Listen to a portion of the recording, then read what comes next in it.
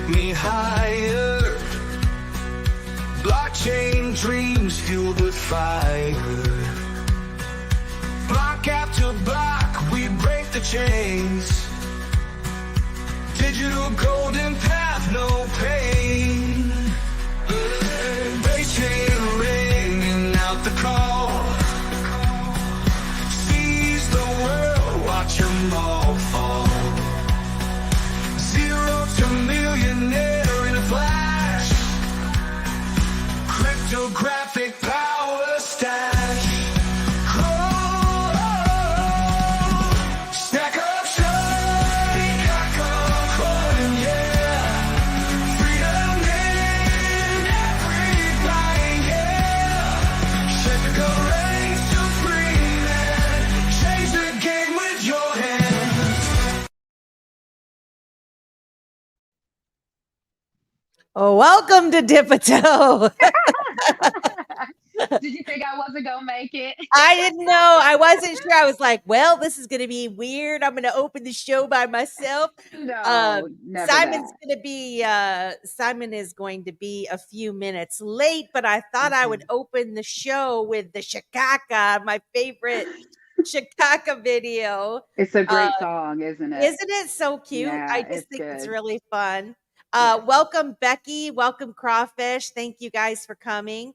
Gosh, there's a lot to talk about tonight. And Oh my gosh, is there? Oh my yeah, goodness. I don't know who's all going to show up. I sent Yeah. invites out. We were supposed to have Jake Claver on this evening and realized that he double booked himself. So Yeah. that got rescheduled, or it will be rescheduled. But my goodness, there's so much going on anyway that I figured Yeah. there's plenty to talk about.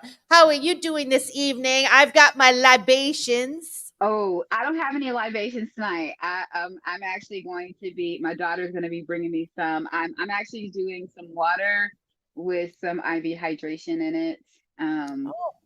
There were some solar flares that happened recently, so we've had a real spike in the temperature up here in Texas. I know that it has been normally it's like in the 80s, it's up in the 90s right now. So yeah, I'm trying to hydrate. Yeah.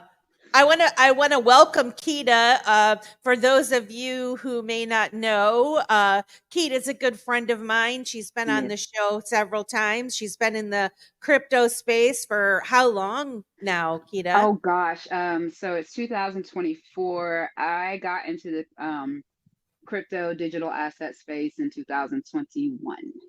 Okay. All right. Yeah. Yeah. So you got me by some time. A little bit of time. Yeah. My entrance into the whole crypto space was, I want to say it was either the end of 2018 or mid 2019. My big boss at work bought everybody some Bitcoin through the Swan Bitcoin Give Bitcoin program. And you had to hold it for a year.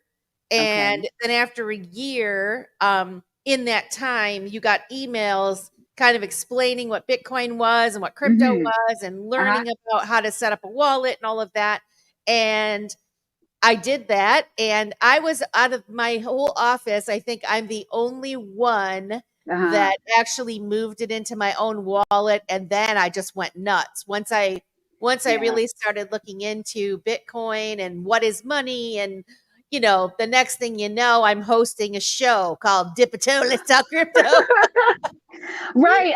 I mean, goodness, exactly. Like who I would have never thought I'd have been doing my own show. Like, I first of all, I would have never thought that I would be in a place where someone would come and talk to, to me about crypto and digital assets or anything about life, whatever, you know what I mean?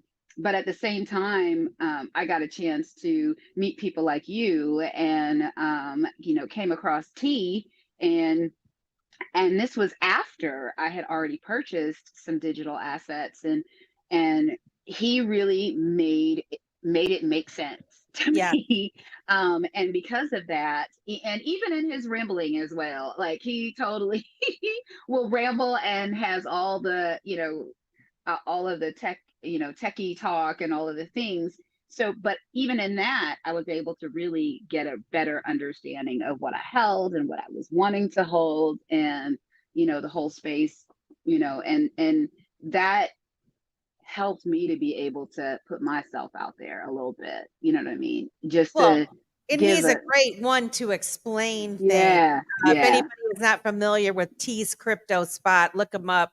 yes, Very intelligent, helpful person. And that's kind of how Keita and yeah, I met.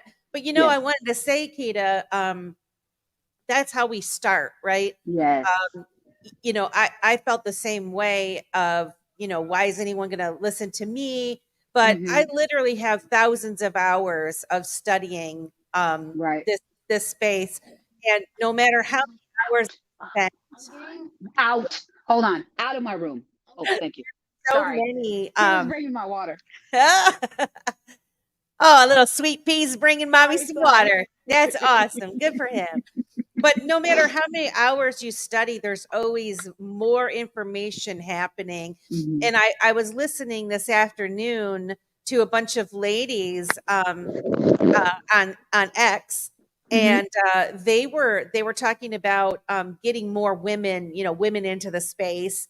And the one gal was saying she goes to a lot of conferences. She's been going to conferences for years, and she would go, and when she first started, there might have been one woman for every 20 men, and slowly but surely it's gotten to be I think the last time she said it's like 1 in 5 now. She's still not satisfied with that, but we're making progress, and it's all about the confidence in yourself. And we do have value, we do have worth, because we are studying this stuff, and Yes. hopefully it inspires others to look into something. We have another special guest that came to the show. Let's add Mr. 68J Crypto for Life Hey, to what's our fun happening? conversation. Oh my. Hey man, how How are you? you doing? I want to say hi to New Mindset too. Thank you. Peace to you, my friend. Hello, How my you doing, sisters. Jay? Good, good. How you guys? I forgot to turn my mic on. How you guys Hey, doing? wow. Doing good, Doing doing good. Awesome, awesome. Yeah, crazy day, huh? Man. Yeah, I yeah, mean, man. do we want to talk about the elephant in the room? Oh man, you almost have to. I'm good. You know what? I'm gonna give a little bit of an insight, and I'm gonna give a thought process, right? Because I know a lot of people are really disheartened, and a lot of people are very upset concerning the appeal. A couple of things that people need to keep in mind concerning that, right? First and foremost, XRP is not a security. That's not going to change. Okay, Yeah. that's already set in stone, right? This appeal is not about that. This appeal is about secondary sales. That's what the appeal is about. Okay. That's one. So those people talking about, oh, it's over, it's a rug pull, it's this, it's that, and being very disheartened concerning it lets me know that people seriously still don't know what they hold. Right. Okay. That's one. Two. Two. Right. First, secondly, they have to even have that case accepted. Okay. They said they have issued an appeal, but that does not mean that the court has accepted it. Right. Okay. So that's two. Three, is the space ready for the flip of the switch? Yet. You got to think about it on that level, right? They're coming out with different things. They're saying these different things. Is DeFi ready yet? No, it's not. Okay. Are there regulations yet? No, there are not. Okay. All right. So if we want to get in here and really talk about it, they're just giving us time to buy some more at a discount. Let's talk about the elephant in the room. Right.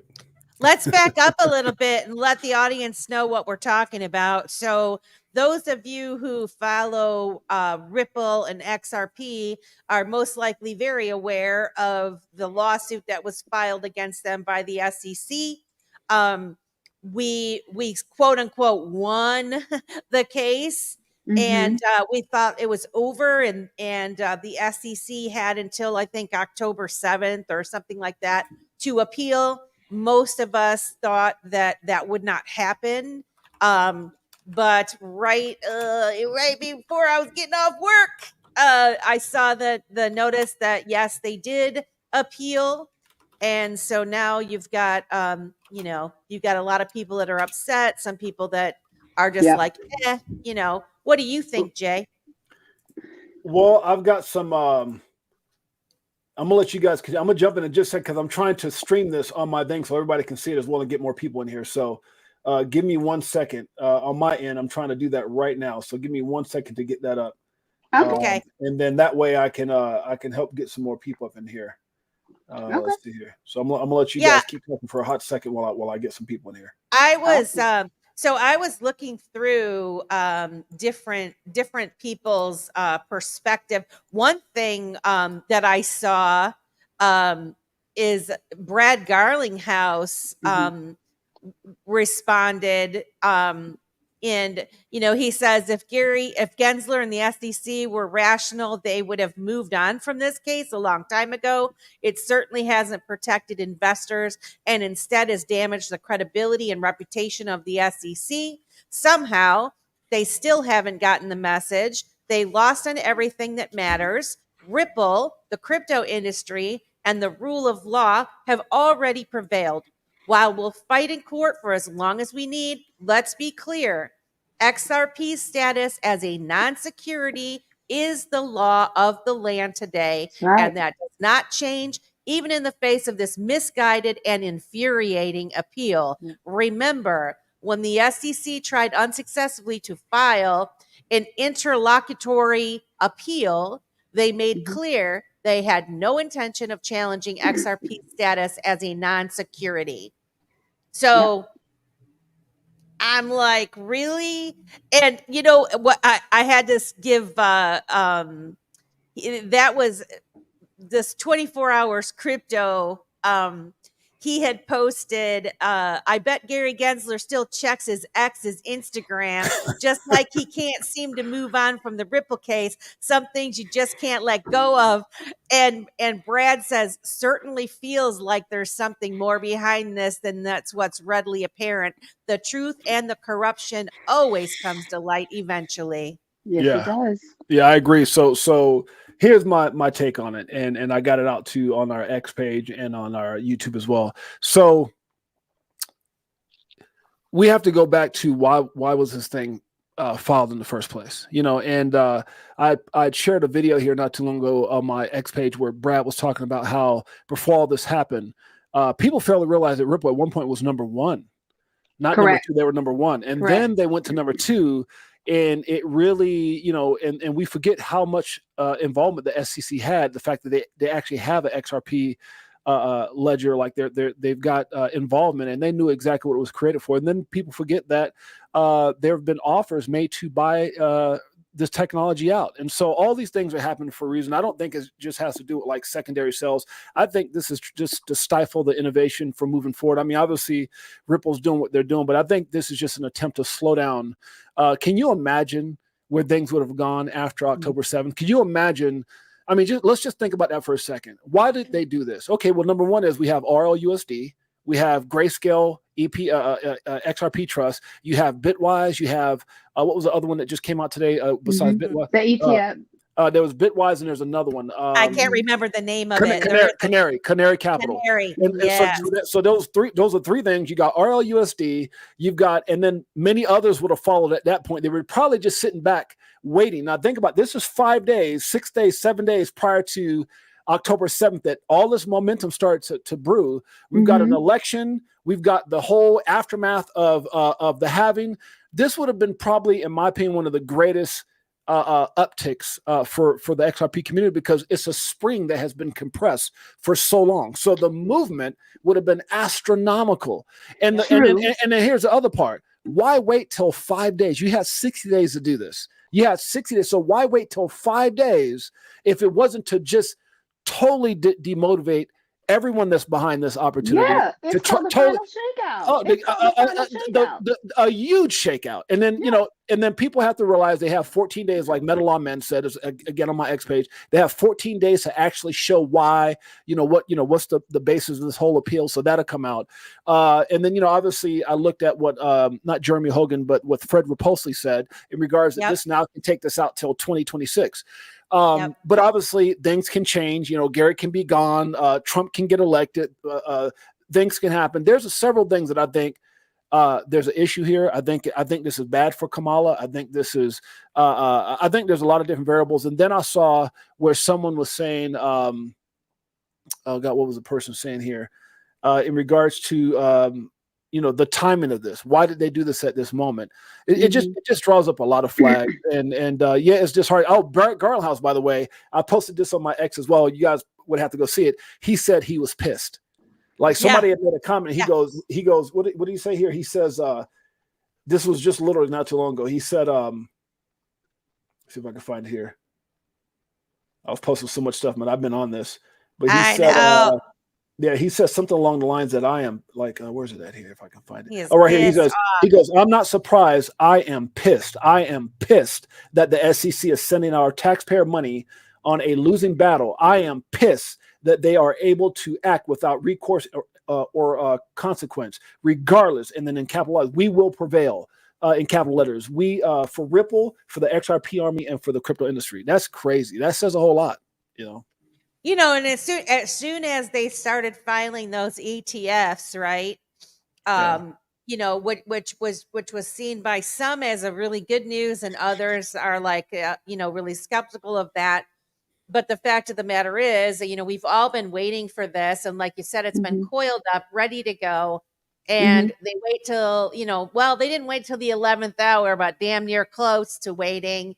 It's all very interesting. Let me add a little context to it as well. So I don't disagree with any of that.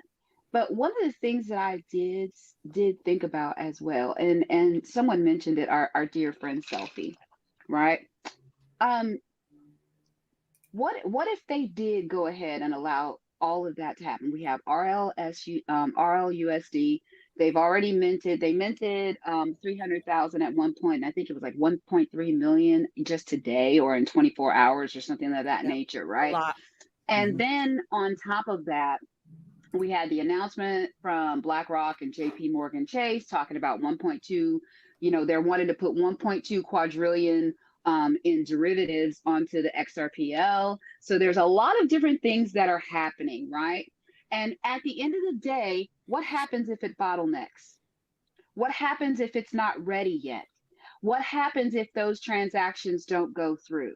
So at this point, what if it's just not, what if that whole system, because everything has to be in place for that system to go properly, right?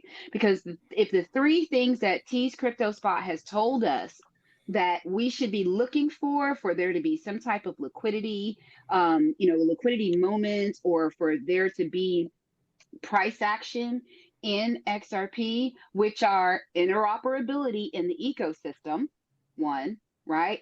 And into the case, two, right?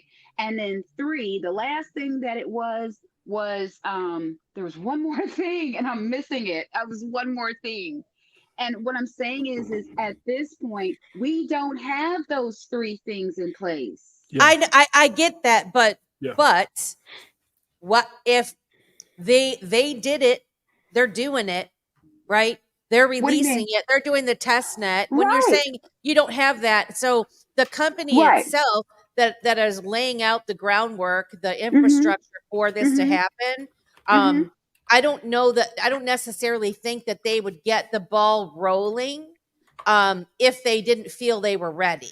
You know what I'm saying? But they're only in testnet though.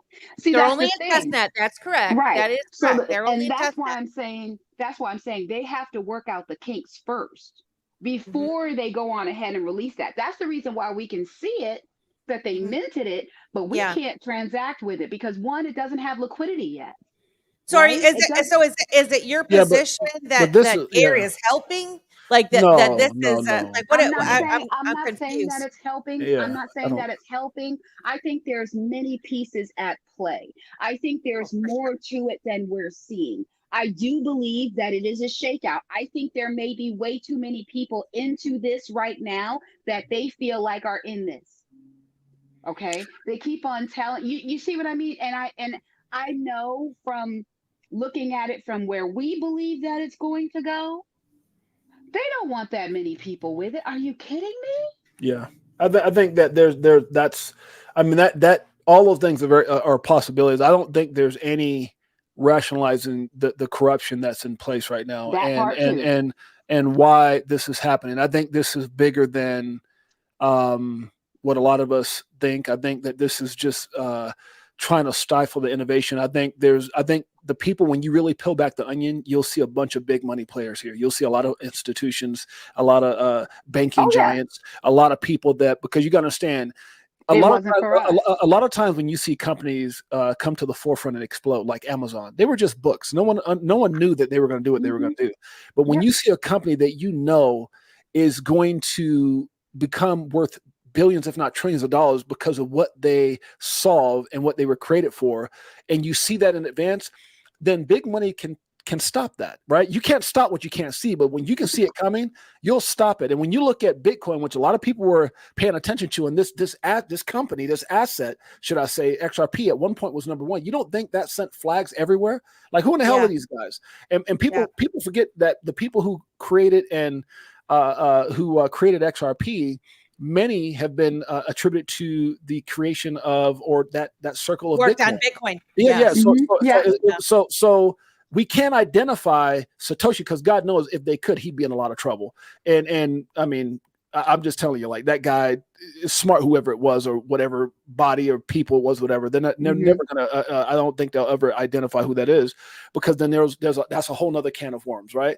But for the company that was created to be, or the coin that was created to be better than, that can really impact everything globally, not here in the United States. Well, guess what? Yeah, you got a problem with that. And so I don't think there's any other reason they're doing this other than control. And that's what they like. They don't like not having control. Ripple would be, if you think XRP is too, I'm sorry, if you think Ethereum is too big to touch, if you think some of these other assets are too big, or like, for an example, USDT, some people feel like they're too big to touch. I don't think so. But could you imagine if XRP was really adopted for what it was created for? Oh my God, it would be one of the top, if not, like they said, it's the Amazon of crypto. Yeah. And I think at that point it would be. And so you stop it in its infancy stage, then letting it become the giant that it was meant to be.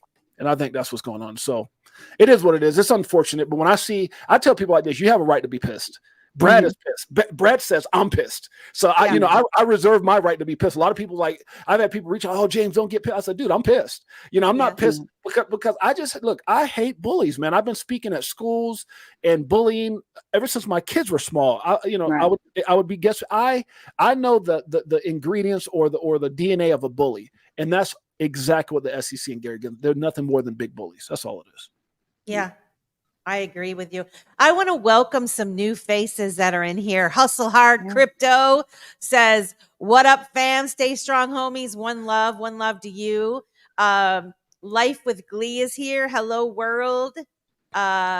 Always one away. Always one away. That's how I feel. That's Becky says, SEC head of enforcement stepping down too. Weird on the same day, or is it? Yeah. That's a good point, Becky. That's very good point. Who else we got in here? Crypto Tropics is here. And Michael's here. Michael's here. Marvin Day. We got some. We got family. Michael, it's family. I love you guys. Yeah, Michael's here. But you know, ladies, that's a great point, Melissa and Keita. I mean, think about the similarities of what Jay Clayton did. Let's do this, and I'm gone. I mean, did they not just do that again? Like, do they think we're stupid, or we're not seeing the same thing happen all over again? That's crazy when you think about it. It is like deja vu, isn't it? Oh my gosh. Well, just wait until that's Gary Gensler saying, now I'm gone. right? You know what I mean? Well, I But people don't do it. think people don't see it for what it is. Like Jay Clayton was a Ponzi. Like they utilize so he filed the suit and then he left, and it's kind of like, well, you know, what do? You can be mad at him, but he's gone, so you can't fire him. And then this guy leaves. This happens to appeal, and all of a sudden you're like, and then I wouldn't be surprised if the SEC said, "Oh, that was his last action before he left." I mean, this is just crazy. Well, you know, this the other thing is because when I got into it, I got into Bitcoin, and I remember everybody being really excited that Gary Gensler was appointed to the SEC chairman, and we all watched the videos where he taught from the MIT. He's very well aware, and he laid it out. He told them about the pay-to-play scheme and all of that stuff. He laid it out. We were told, this was foretold. We should not be shocked. However, I guess when it's in your face, it's kind of a hard pill to swallow. But I really do think that we're across the United States, in our government, in every little corner. I feel like we're going through exercises to show the public how corrupt and how crappy this shit is. And this is one piece of it. Pick your poison, whatever you want to focus on. Shit is messed up, right? Oh, it is. Well, can I give a little bit of bullish conversation? Yeah. Can we do that? You know, give us a bull. Hey, come on, guys! Like, you know, I know we all have something to be negative about, but this made me really. It was like I had like a happy, sad day today, right? I this morning I woke up and I had an hour conversation. Melissa, you were there on our stream. It was a great stream. Love it. Oh, thank you, sis. I had an amazing conversation with Jake Claver, and then after the stream, I had an amazing conversation with Mikkel. And here's what I can tell you guys based off of, and these guys do so much due diligence. These are two of the brightest minds in this space when it comes to crypto and XRP. They're like me. They really nerd out. And one of the things that was really bullish for me as we talked about some of the valuations from the Vahil Capital with Jimmy Valley and Molly Elmore and those guys to things that XRP Joe Cass said, it can't be cheap 10,000, and to other predictions that go even above the $25,000 and $35,000 mark.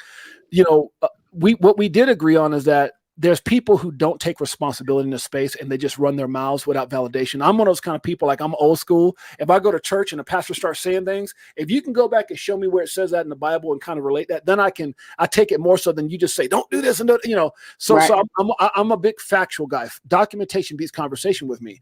And so I had just posted how I got sick and tired. I'm sick and tired of seeing people just run their mouth with no validation, because then you're not taking responsibility for the people who are really listening to you, and it may sway their decision, and then you're not taking responsibility. Oh, XRP is going to 35,000 next month. Like, what? And then all of a sudden, So, but one of the things that me and Jake talked about is that part. But we do agree, and he was emphatic about saying that those price targets are realistic. A lot of, when you really understand what's happening here, some of those price targets are very realistic. The time frame is what we start talking about, and positioning and patience, and we were quoting things with Lewis Jackson when he was talking about living a quality of life. Like, he was talking about his 3-year-old daughter. And he goes, look, I don't got 10 or 15 years to wait for this thing to hit $1,000. I want to enjoy my baby right now. And so those are some of the things that we were talking about. I think that's very important for the community to have that reality check of, what do you need?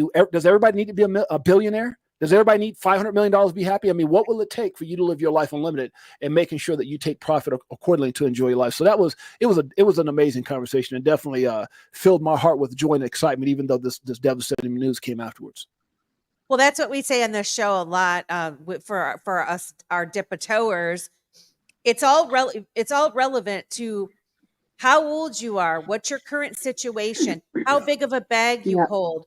There are some people that will tell you, sell this much, do this, do whatever. Right. You have to do what's best for yourself. That's right. Don't get greedy. You do your own research. And if it does go, and I agree with you, Jay, how much of a millionaire do you need to be? Right. If it can improve your life, but we're talking within reason. I mean, if you got a small bag and you sell, half of it right now, just sell it knowing you might not be able to buy that half of the bag back. So it better be enough to improve the quality of your life, and like for real change. or personally, I wouldn't do it. But now there's people Right. that hold a lot of XRP Right. or some other tokens. And sure, they could sell a whole bunch of them and make, you know, several $100,000, some maybe even $1 million, right? So it's all relative into what your personal situation is. What are your expectations? Why are you invested in the first place? Are you doing it to benefit yourself, or are you doing it for legacy wealth for your family in the future? I mean, Mhm. these are all really important questions to ask yourself. I So, don't think, and me personally, me and Jake talked about it. I don't think, and I want to hear you and Kita's opinion.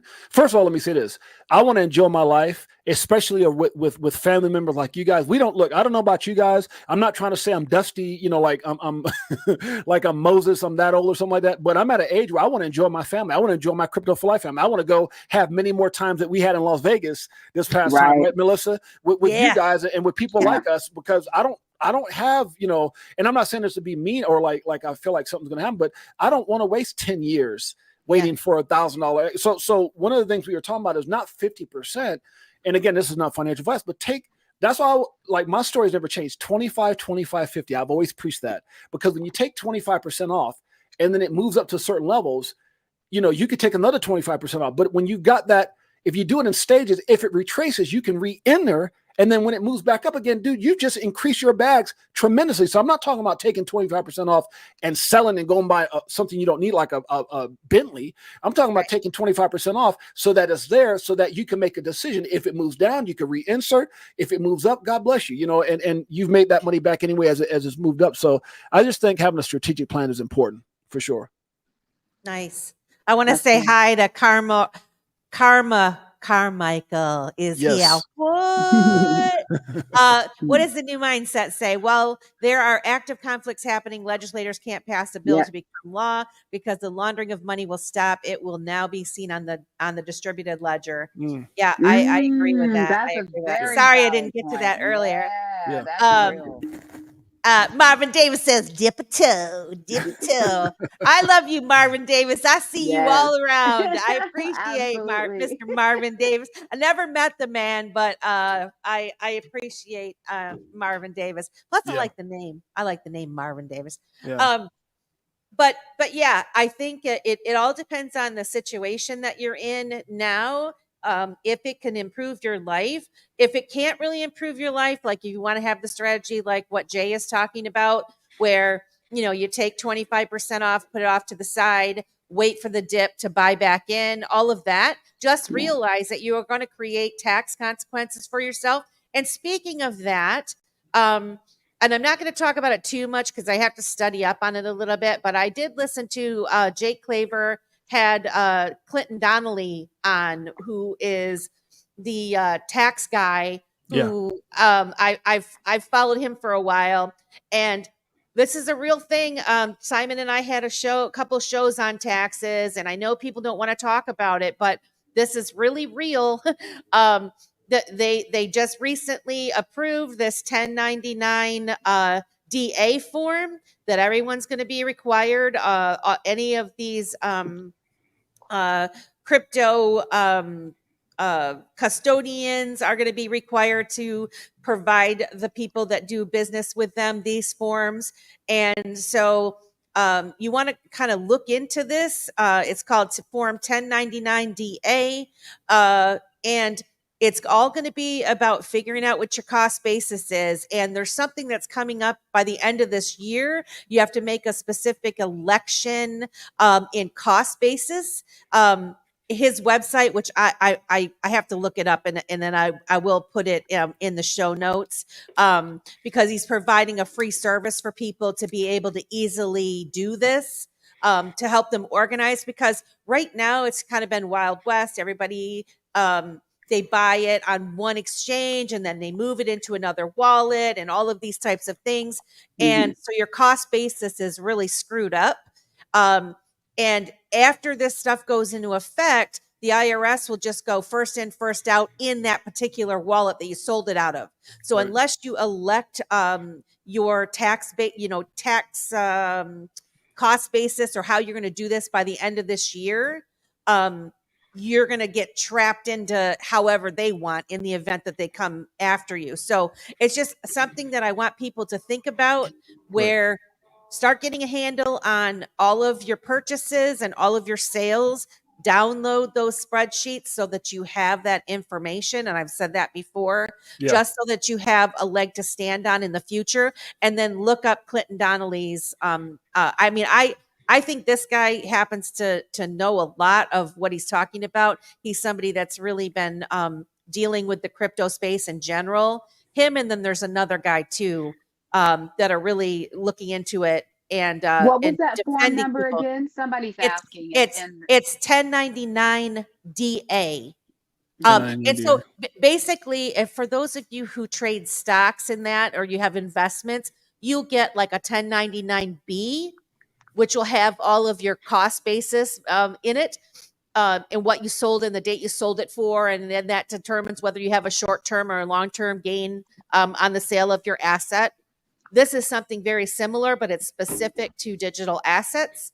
And this is going to be phased in over 3 years. And so you get into 2025, they're going to start requiring the exchanges or the custodians to provide those forms. And then 2026, boom, it's in effect. So we kind of want to prep our mindset for this. And I just wanted to give people that heads up, because I just saw it and I'm like, this is a great timely interview that Jake Claver had. And it was from yesterday, I think. So if you go to his channel, you could watch the whole interview. But I thought it was really worth talking about. Yeah, that kind of reminded me of something. My wife had a client that found out, my history in crypto, and he had asked her for my number, and she had come home one day and say, "Hey, honey, this guy is asking for your number. Do you want me to give it to him?" And after she told me why, I said no, right? But the reason he wanted advice, because crypto.com. He had invested in assets, right, in crypto.com, and he wanted to buy his mother a car, right? And he's a mid-aged gentleman, and he wanted to buy his mom a new car. He had made some pretty good gains. Matter of fact, the total amount that he had I think he had maybe started off with 100,000, and it went up to 500,000. Well, crypto.com sent him a notice that the IRS had frozen his account through crypto.com, and he had to pay 98,000 in taxes just to unfreeze it, but not with the money that they froze. He had to come out the pocket with 98,000 in new money, because that money was frozen by the IRS. So that to me is scary, because people have to realize these exchanges aren't your friends. At the end of the day, they're going to comply with whatever, now I don't know the whole story, but when I heard that, I said, hey, I don't want nothing to do with that. I don't want the guy, put my name out there, nothing like that. But at the end of the day, and I'm not a financial advisor, but that story kind of spooked me about exchanges and what can happen, because there's been times where I've had, $1 million on the exchange, moving it around, and I would have it have made me sick to know that they froze my money and then demanded 200,000 in taxes or something like that. So I'm just saying, you guys have to be super careful. Simon and I have had this debate on this show regarding taxes, and I know that there's people hate it. People think that a lot of the Bitcoiners in general think about the sovereignty thing, and they're not going to they're going to live off the grid and not have to pay. They can find you. They can find your transactions. The big concern about this, and my common sense told me that this was coming. Basically, they're going to actually have your wallet address. And so when they send these forms, the forms are going to have your wallet addresses on them.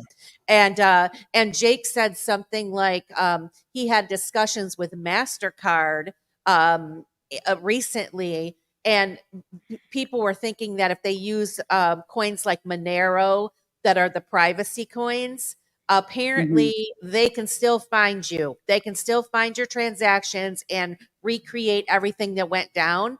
And so I always tell everybody to do things on the caution side. If you think you're being slick, you're not. And if somebody wants to come for you, they will. If they, so I'm just Not There trying to are, be yeah, like a Debbie Downer, but I just want to put some reality yeah. and let people know. And the more advanced that we get towards that, and that's what a lot of things people were waiting for, was accounting and the taxation part of it, and having those rules in place and ready to go. Once those, then we're really going to get rolling, right? And so if you think about the timeline of how all these things, like you were saying, Keto, all these things aren't in place yet. Okay. This is a big deal what's going to happen, and there are going to be people that are going to be millionaires overnight. Well, And Absolutely. do you I think agree. they're going to let this roll without this shit being ready to go? well, That here's the part of thing. it? Here's the thing. No. You can only be slick up until a certain, to a certain point, because let's say, for an example, one of the things that we saw here earlier this year is they're going to start demanding KYC on like MetaMask wallets and some of these other wallets. And when they do that, there's no more hiding, because anybody can start a wallet without your information. When it comes to like MetaMask and certain wallets, you could do it with Exodus, you could do it with Trust, you could do it with Coinbase wallet. But at the end of the day, as soon as you take that money out and you try to move it around and it goes into your account or into your Cash App or into whatever, they got you. So I mean, you can only be but so slick before they're going to figure it out. Yeah, and especially when these wallets start complying with whatever that demand is. Hey, we need KYC, and if they don't, then maybe your assets get frozen. So it's a very slippery slope for sure. Big Mary YT says 1099 DA is the form for brokers to report certain sale and exchange transaction of digital assets that take place beginning in calendar year 2025. Yes. Beginning in 2025, they have to report and start sending. And then in 2026 is where I believe, there's something about like how you're accounting for them. And I believe that Clinton Donnelly was saying they're gonna say the first in, first out method. But right now, you can elect to go first in, first out, or last in, first out, or the hybrid method. But you have to make that election now, before the end of the year, so that because afterwards, then the IRS, they want to see that you've elected that, like legitly elected a way of accounting for your crypto transactions for this year. So I'm just saying. Yeah, I think the SEC is too much. I think the IRS is too much like the SEC. Come on in and we'll just let us know so they can get you. It's unconstitutional to begin with. We shouldn't even be. We shouldn't even be paying in the first place. But I'm just saying, whether, like I've always said this to Simon too, it's like no matter how you feel about it, whether you file, you don't file, whatever, cover your ass, even if you don't, still be ready for it, right? You see what I'm saying? Yeah. So you know what I do when people ask me, like, you guys are you're more open about this than I am. When people, if I see this, I automatically in my chat say, "Me speak no English." I mean, straight up. I don't even talk about none of this tax stuff. It's just too much. I don't want no responsibility for this. Yeah. Like I don't want to talk about it. So what is it? Marlon Goodman. When I dip, you dip. We dip. Person blue speaking microphone. That's great. Facts. Huh? Yeah. There is a song that says that, when I dip, you dip. Yeah. I put my hand up on your head. Yeah. Look at Keita. She know, huh? Yeah. When you dip, we dip. Just like That's Did you see? I played the Chicago song at the Open. Sure did. Yeah, that was awesome. You guys are awesome, man. I tried to play that one song the other day. Remember that song I played by that one guy? It was Tennessee Tennessee Whiskey. Oh, yeah. Man, I got a notice from YouTube about an hour later. They banned the whole video, so I had to go in there and take it out. Oh wow! Yeah, well, you said you figured that they were gonna take you out on that one. Yeah. That's a bummer. That was a great song though. It was. We have 107 people want to welcome you guys to Dip and Toe. Please like, share, and subscribe to our channel. We're small. We're trying to grow. We're at Dip a Toe on YouTube and at Dip a Toe on Rumble. And today I'm actually streaming from my X account. And I think Jay, you said you're streaming. Yeah, X and YouTube, yeah. Simon is late to the party this evening, but he will be coming at some point. So what else is good? What else is Well, I'm excited about this XRP Unleashed. I don't know if you guys have checked oh in with Chris and Maya, but my God, When is it supposed to be released? this is the thing that kind of I got to talk to Chris and Maya, because they said the day after the 7th, which everyone was so optimistic that we wouldn't get an appeal, they were going to release tickets to time it out for the premiere, which they've got like premieres in like New York and LA and different places. And so I'm going to the premiere. My wife and I are flying into Coach JV will be there out in LA. So we'll be out there in LA. Different people are going to different, Echo's going to like Atlanta, Georgia premiere. But some of the stories they've got is bigger than what we think. Like they've never stopped the interview process since they left Las Vegas. And they said some of the things they're going to talk about is going to shock. Even lawsuits that we don't know about with the SEC is going to shock everybody. So and Maya kind of told me some stuff that I can't talk about, but it's going to be crazy. And I'm excited, obviously, because I'm in it, but it's going to be a game changer. And I'm really, really excited about it. So I want to say Crypto Navigator says, ladies and gentlemen, I'll see you in a little bit on my stream. I got to jump off, get ready for my live. We're going to be victorious this time to do a lawsuit with the community against the SEC. We want to thank you for Crypto Navigator for coming to the show. I really appreciate, especially because I know how it is when you're getting ready to prep for your own show go into others. I appreciate it so much. I really, really do. I really do. Yeah, I'm super excited about the XRP Unleashed. I may or may not be in it. I probably won't be. But when I was at XRP Las Vegas, they had the booth. Yeah, they had the booth. And, anybody could walk up and record something. And I was with Sean, the Baron of Beach Street. Everybody knows him. He did his video, and then I did mine. But I don't know. I don't know how I sounded. I kind of think I thought that was dope how they did. They gave everybody the opportunity to come in and say where you're from and hey, my name is this, and that was kind of dope. That was dope. Yeah. I plugged Dipito, but I didn't know if I was allowed to or not. So I was funny. Like, they probably won't put me in now because I said come to see Dipito show. But I think it's going to be the greatest documentary we ever seen because of the people. They got, the Brads, the Joel Katz, the Metal Lawman, John Deaton, who's running for. It's just going to be crazy. They got a star-studded lineup. It's going to be absolutely nuts. I don't think people are gonna. I think people are expecting it to be different than what it's going to end up being. I really do. I think they're going to be shocked when it comes out, and the information that they've presented, that they're going to present, and the people that they are having in this movie. I'm very excited, and I saw it. I think it was your interview, Jay, with Maya, where she said they had to change the way that they did it. They were going to do it as a series. Yeah, docuseries. And they had such difficulty with getting it to be published on the different platforms. And so now they're doing the self-distribution route. Yeah. Which I think is actually a better way to go anyway, really. Yeah. But now it's going to be more of a film, like did she say 2 hours? Well, it would be different if they were talking about skunk coin or beaver coin or something, but they're talking about an asset that right now the whole world has seen Gary Gensler get his ass handed to him. And the fact that there's so much controversy, you got Hester Pierce saying, we knew better, we should have done this. So it's all that controversy, all the stuff that's going on. Then you got all the bullishness with XRP. You've got, it's just right now the world is looking at crypto. And so anything that comes out like that, people are just going to start gravitating towards and trying to find out, the truth. And I think that's why it's going to be huge. Hey, where is the location in LA?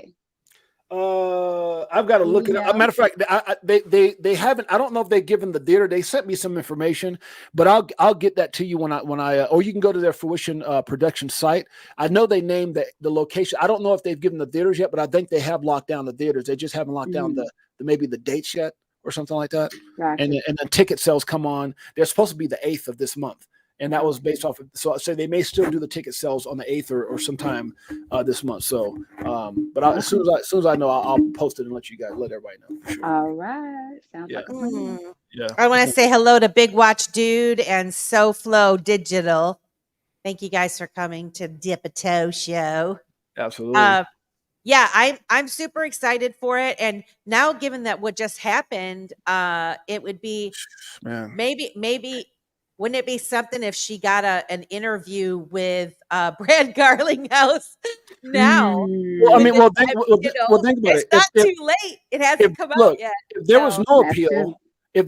appeal, I think this is actually bullish for them because it's bad for us. But if it was no, let's say there was no appeal and this thing subsided.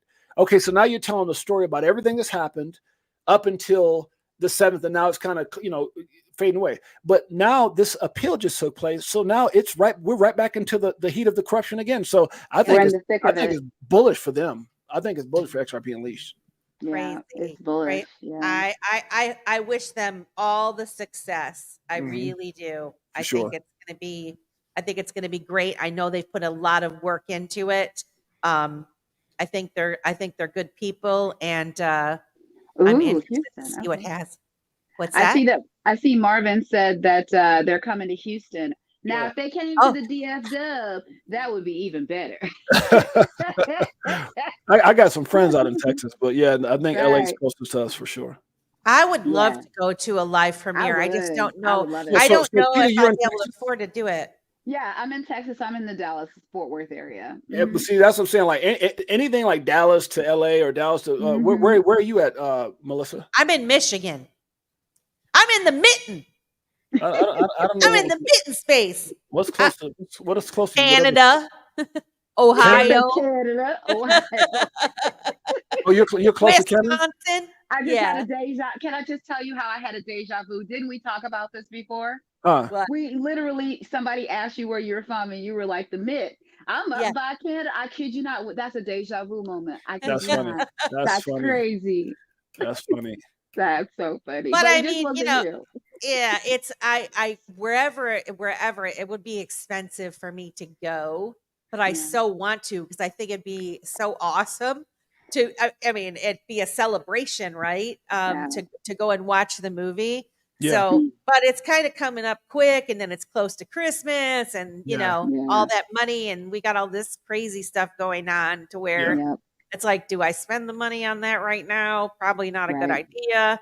Yeah. But I'll definitely be watching. I'll buy a live stream ticket and I'll watch it. Oh, absolutely. Maybe I'll have a watch party or something. Oh, I'm sure they will. I'm sure they will. Did you hear about this solar flare? Do you think that had anything to do with the Bank of America outages today? I don't know, but that's crazy. To look up and see your account at zero. I'm like, whoa. Well, here's the crazy part. Like, it didn't even say zero. It just said nothing. And then, but the thing is if you clicked on the account, you could see what was in your account. Huh? Yeah. Uh-huh. So I have BOA. Oh, So see, I when don't. you- I don't. See, Yeah. like when you open up your actual account, like say you have the app and you open it up, like it'll have dashes there. They didn't have zeros, it just had dashes. And so I said to myself, well, what happens if I click on the actual account? Right. I clicked on the account and everything was there. So I'm like, okay, maybe it's just a little bit of a glitch. It doesn't mean that anything was missing or gone, but it just was scary to look at your account and not see anything. So you have access. You have access now. I've had access. Oh, This is what I'm saying. Even going in right now, like say if I can't do it because I'm on my phone, but on my phone, if I go into my Bank of America, because I think they said it's going to be like 24 to 48 hours before they fix it, right? But the thing is so like I go into my account and normally it displays your account. And then it'll tell you what your balance is. Right. So if you click on the account, you can see everything in the account, including the balance. So it was just a visual thing. It wasn't like you couldn't go use your ATM. Well, because man, there was all kinds of Simpsons. I was like, whoa! So it was all kinds of stuff coming out. I didn't make purchases off of my account. Yeah. This is the thing, guys. They are here's the deal. I believe that we are transitioning over infrastructure, right? Yep. Common sense tells me that a lot of these systems that we have in place, they need to change over. So in my mind, I think Bank of America could have been changing things on the back end, and they're they move, or like when your phone doesn't work and there's all these different outages all over. I think we're transitioning over little by little and little different pieces. And when we do have these things that go down, that's what's happening. I mean, that's just my opinion, but it kind of makes sense, you know? And that's what I'm going to be honest with you. That's what I thought when I looked at it. I was like, oh, they're doing an upgrade, and it's and they haven't finished that part of it yet. It's probably still updating. And even if so, I mean, think about how many members and how many people are members at Bank of America. So if that's the case, you have to realize all of that has to be done. So I mean, a lot of times people get more upset than they should in a lot of instances and don't dig a little deeper or dip a toe into it to figure out what really is happening. You know what I mean? Like all they saw was dashes, but they didn't even like go deeper. That's all. Yeah, that makes sense. Jose says mainframe wire burned up. Boy, that would be messed up for Bank of America. Man, listen. That's Big Watch Dude said Coinbase had a similar outage. I want to know why E-Rockin says, check out how to use a fair use disclaimer in your description. Are you talking about because his video got taken down from that song? Usually, like, and I didn't put it in ours, but our show song, I always quote the artist for our openers song because they do let you use it for free, but they're talking about maybe with when you did your video that had that, you know, maybe using the fair use description would stop it from happening. So you guys have somebody's song playing on for your intro? Yeah. So my intro, and it is, we use the same one every time. But he's somebody that's on YouTube that says you can use his stuff for free. Oh, well, that's different. That part's different. But different. I do think that there's there are ways to get the fair use. But you know, the thing that's unfortunate is like you playing that inspired me to want to go listen to it, right? It's like free advertising for the people. You're not making any money off of it. You're talking, you're stopping the song. You know what I mean? It's like, I don't know. Well, I think what it is, my channel is monetized. So what it is that I can't play something that, first of all, I can't earn money on it, I guess is what they're trying to say. And then, which I could care less about making money on it. And then the second thing is, it's kind of weird because when you do YouTube shorts, they let you play anybody's song in the background for shorts. But then when you do a live video, like look at my shorts, I play all, and none of them are flag red. But when I do it on a live video, there's an issue. I haven't figured that part out yet, so I don't know. Maybe it's because it's so short. Like aren't the shorts like 60 seconds or less? 60 seconds or less, yeah. So maybe that's why. Yeah. Or maybe it's the amount of people that also come into your show that can view it as well. Well, remember when we were doing ladies' night and it was dun dun dun dun, and then and it would play. Well, that was only an intro, so all of those videos are flag or checked with a red mark, which means I can't monetize them, but they still let the public see them because it was such a small amount of time. But with that Tennessee whiskey, I played the whole doggone thing, and so the whole what I had to do is I had to go into YouTube Studio and edit where they cut the song part out. And then they pieced my video together, and so it's still up. It's back up now, but they had actually took the whole thing down, and now it's back up because I took the song out. Yeah. Wow.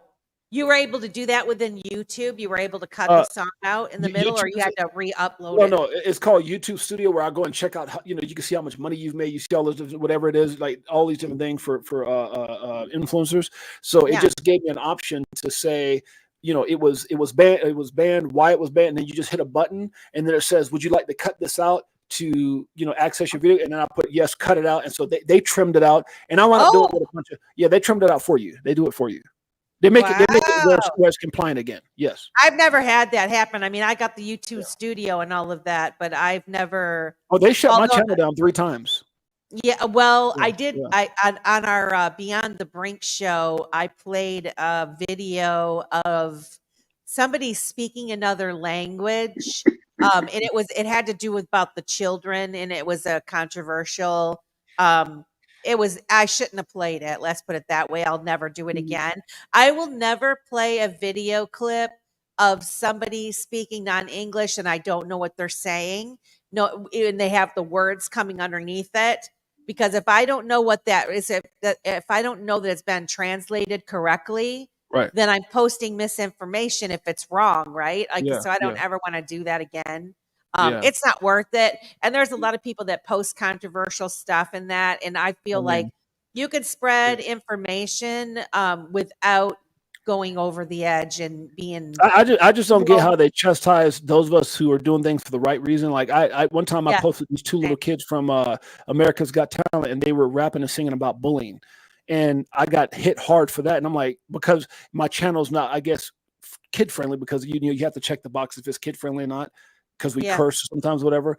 But then you got these people that are just straight up beating each other and doing all. I almost get sick when I look at X and YouTube. I'm almost tired. I wish there was a way I could just somehow click like all violent material, because it's not just the beating up, dude. They show some really crazy stuff. They show some nasty oh stuff. My God, bro. Like and even people like dying, just crazy. And I'm like, yo, I don't see people getting shot. I mean, it's just crazy. I don't like negativity like that anyway. So me neither. And you're right, Jay, because those channels are still up. I actually also had I had World Be Free YouTube channel, and I didn't really post any videos, but I had a hell of a playlist and I had a lot of followers. Yeah. And it was back in the day, and there was this Stormy Joe or something had some videos, and they were political. They were slightly political. Anyway, he said everybody could upload and repost these videos, and so I did on my channel. I didn't really post any other videos or whatever, but they deleted my account, like straight up deleted my whole thing. And I was devastated. All my research, everything that I had saved, it took me a long time to get up to the amount of followers I had. And I'm like, I'm a good person. I wasn't trying to do anything wrong, malicious. And I was so upset. And then I'm like, just get back on the horse, girlfriend. Get back on the learn your lessons and realize that you didn't create that platform. YouTube did. Their rules, their platform, their rules. I don't pay to be part of YouTube. If I was paying, I'd be pissed, right? That's right. Yeah. That's right. But I'm not paying. They don't owe me. They don't owe me anything. So shish kebab. I gotta follow the shish kebab rules. Yeah, shish kebab rule. There you go. There you go. We all do, right? Hey, ladies, I appreciate you guys and for having me on, Big Bro Jay, and appreciate you guys, my sisters, my Chicago coin family. Yeah. I promise. Get you some Chicago. Get you some Chicago. I love you guys, and I told Crypto Navigator I would come on the show, so I'm moseying my butt over there. But it's been fun to all of you guys that are here. Continue to support my sisters, Melissa with Dipito and Keita with Hanging with Keita. Is it? Yeah. So guys, keeping it 100. Keeping it 100 with Keita. Are you still? Are you back? Well, you back on Thursdays, I'm back. Yeah, okay, I'm back on Thursday. We'll be doing a show tomorrow night at 7. Okay. And so we'll be hanging out there, and we'll be just going through the things of the world. Well, I have to get over there and make sure I dip a toe into your stream as well. Yes, sir. Yeah. Come on. Thanks so much, Jay. We love you. We'll talk to you soon. Much love, sis. We appreciate you guys. Yep. Okay. All right. Bye-bye. Love, peace, and hair grease. Talk to you later. Oh, that was so awesome. I'm so glad. New mindset. Red October going down. It is. Wait. Hello. Wait. We only 2 days into the daggone month, and yesterday was shenanigans. Come on. It was. Yes, it was. Ooh, I wonder why I got the echo. Hold on a second. I'm gonna leave and come back. Is that better? Nope. It's you, maybe. Can't hear you.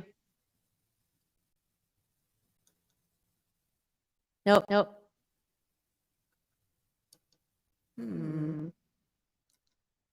Let's see. I'm muted. Okay, I muted her mic. I think it is something to do with her mic. I don't know why. Atlantic Living says, Coach JV mentioned constant distractions the first 15 days of October. Yeah, I think that there's going to be a lot more stuff that goes down here this month. It's definitely going to be a crazy next couple till the end of this year. I really think it's going to get kind of nutty buddy. Let's see what else. XRP slave. Well, there it goes again.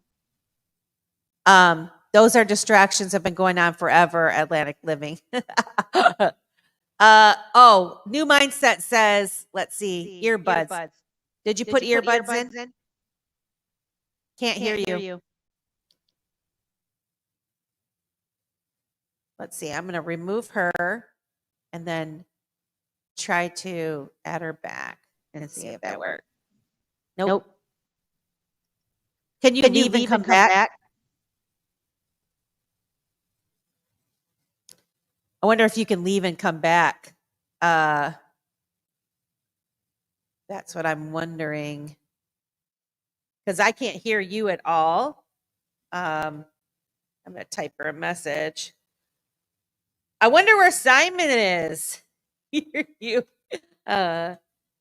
leave and come back? Question mark. I can hear you now. Hear me? There you go. Yeah. Okay. That's a bit better. Oh my goodness. I didn't know what was going on. I was like, oh my gosh. I took my earbuds out and it's like, okay, hey, I'm here. Marlon Goodman. Good night, ladies. You're dipping out. We love you. Thank you for coming, Marlon. We appreciate that you came. No, I can hear now. I'm back. So yeah. Is that good? Definitely when it comes down to it, I didn't hear anything you said, so I have no idea what you were talking about. No, I was just reading. Atlantic Living said Coach JV had mentioned that there was going to be some constant distractions in the first 15 days of October. Oh my goodness, it is bananas.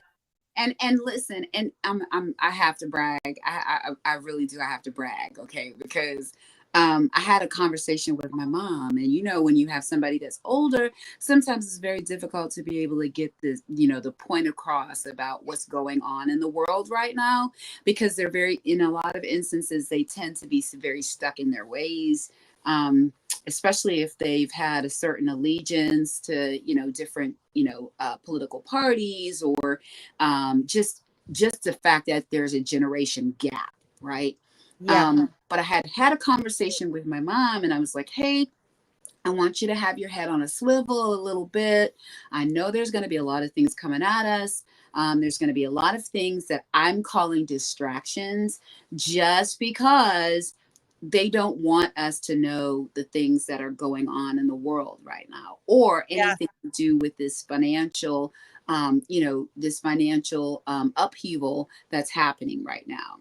And so it was so funny when I was speaking with my mom, and she's like, hey, I called my friends and I told them that they need to make sure that they're going to, they need to go and shop, and they need to make sure they have what they need because of this, strike and all of these things. And I was like, yeah, I'm glad you did that. And then she said, and they just telling us all this stuff about Diddy and all this stuff about, and I was like, oh, you mean those distractions? She said, yeah, that's what that is, distractions. Because they're not telling us about this port stuff. And they didn't. I said, see, this is what I kept on telling you. These are the distractions that I'm talking about. I said, and then lo and behold, then they decide they want to go and bomb Israel. What better way to distract? Hello. Right? I mean, we got a flood that we can't tell whether or not that's man-made or not.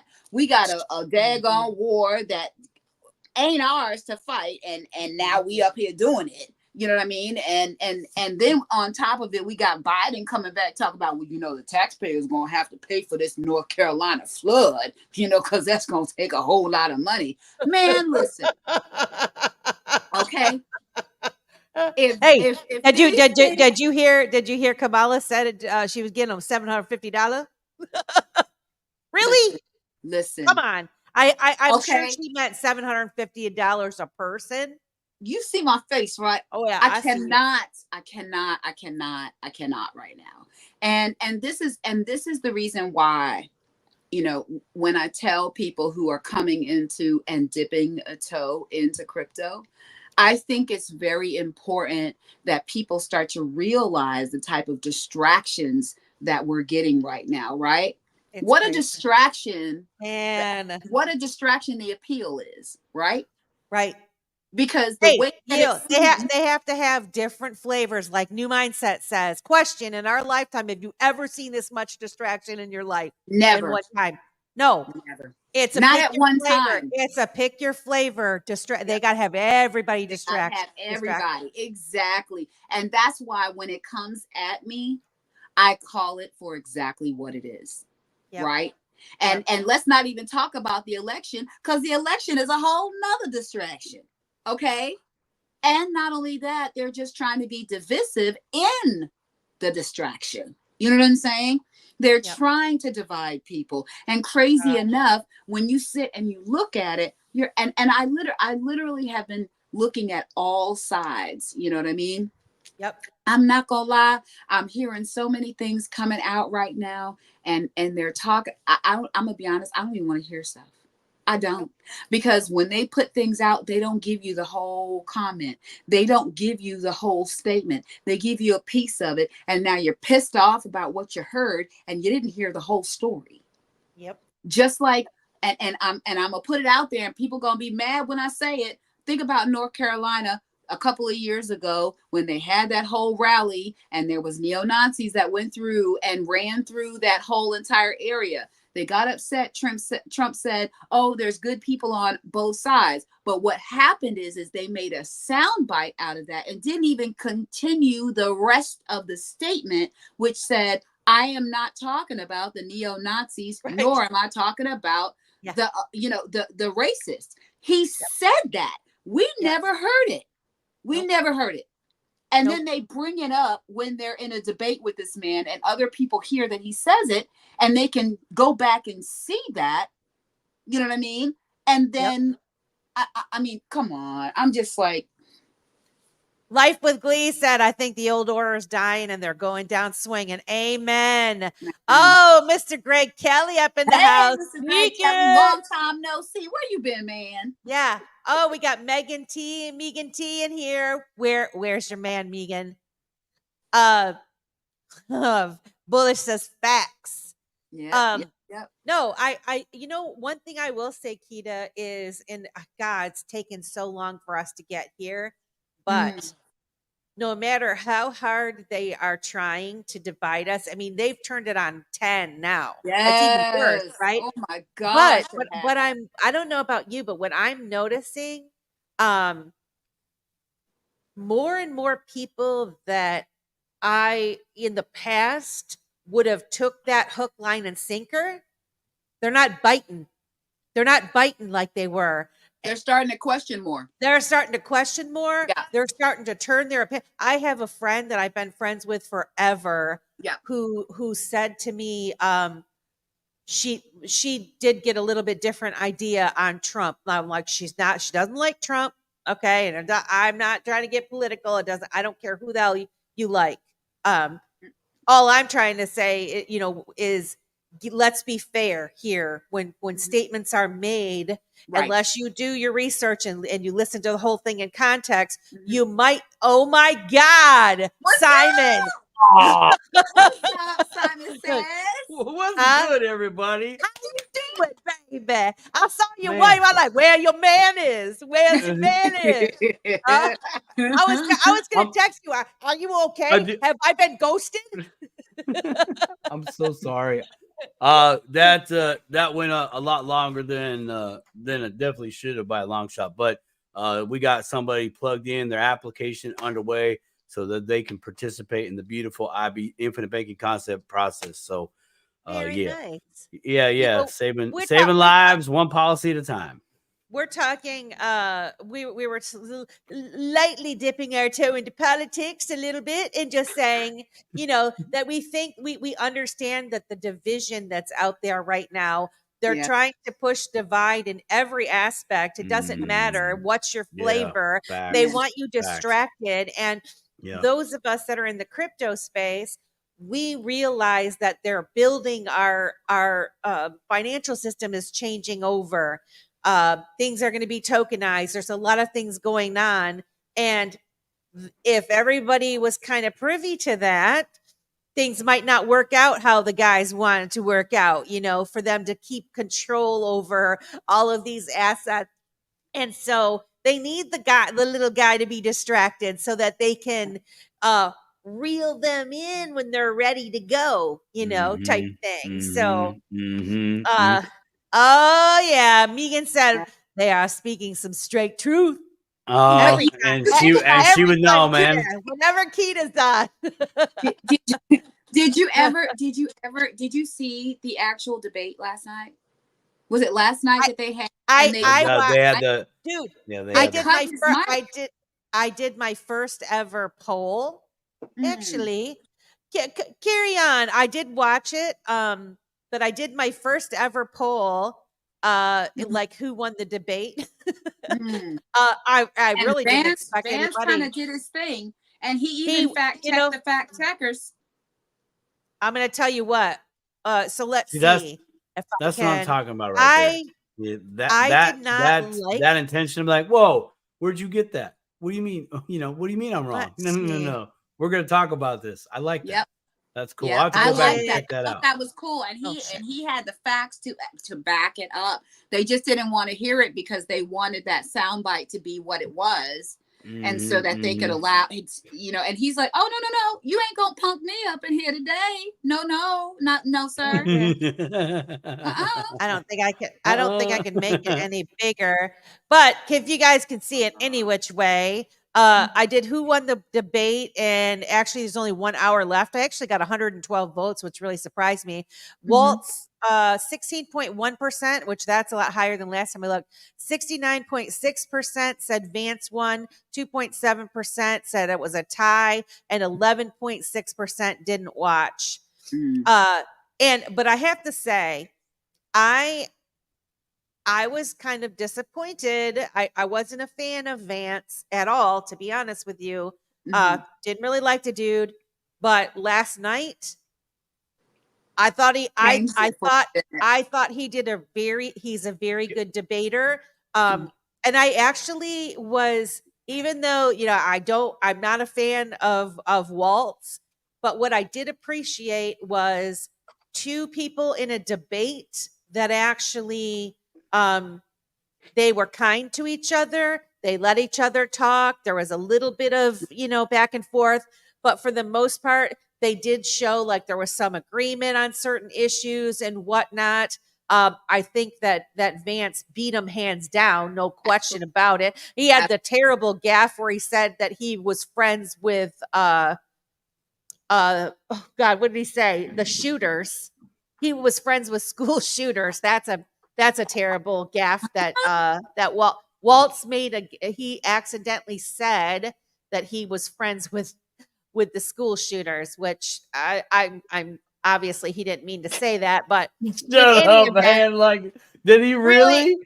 Yes, he really did. Come on. I actually should find it. Oh no, I wish I would have watched just for that. I mean, that's tragic stuff, but just kind of a slip up like that, I'd have been laughing in my bedroom. Like, this is entertainment right here. This is entertainment. I'm gonna tell you, I don't know how old that man is, but maybe something kicked in. I don't know. That's a bit much. The funny thing was that he was writing notes like the whole time. He's like, oh, he would say something. He's like looking down and he's writing notes, and I'm like, Vance was looking straight up and he's just like saying whatever he said.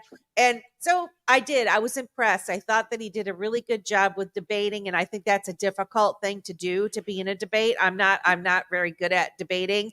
So I definitely think that he beat him, but I didn't want to watch it. But Ryan did. His ass fell asleep. He fell asleep in the chair.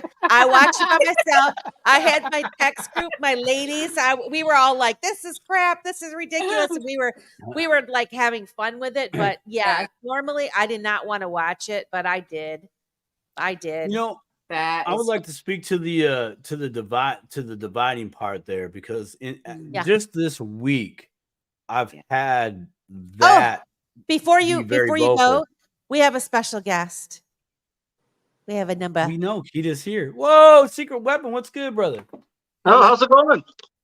Kita, Oh, we're just talking politics. you know Landon, right? You met I- Landon at? Did you meet him at the karaoke bar?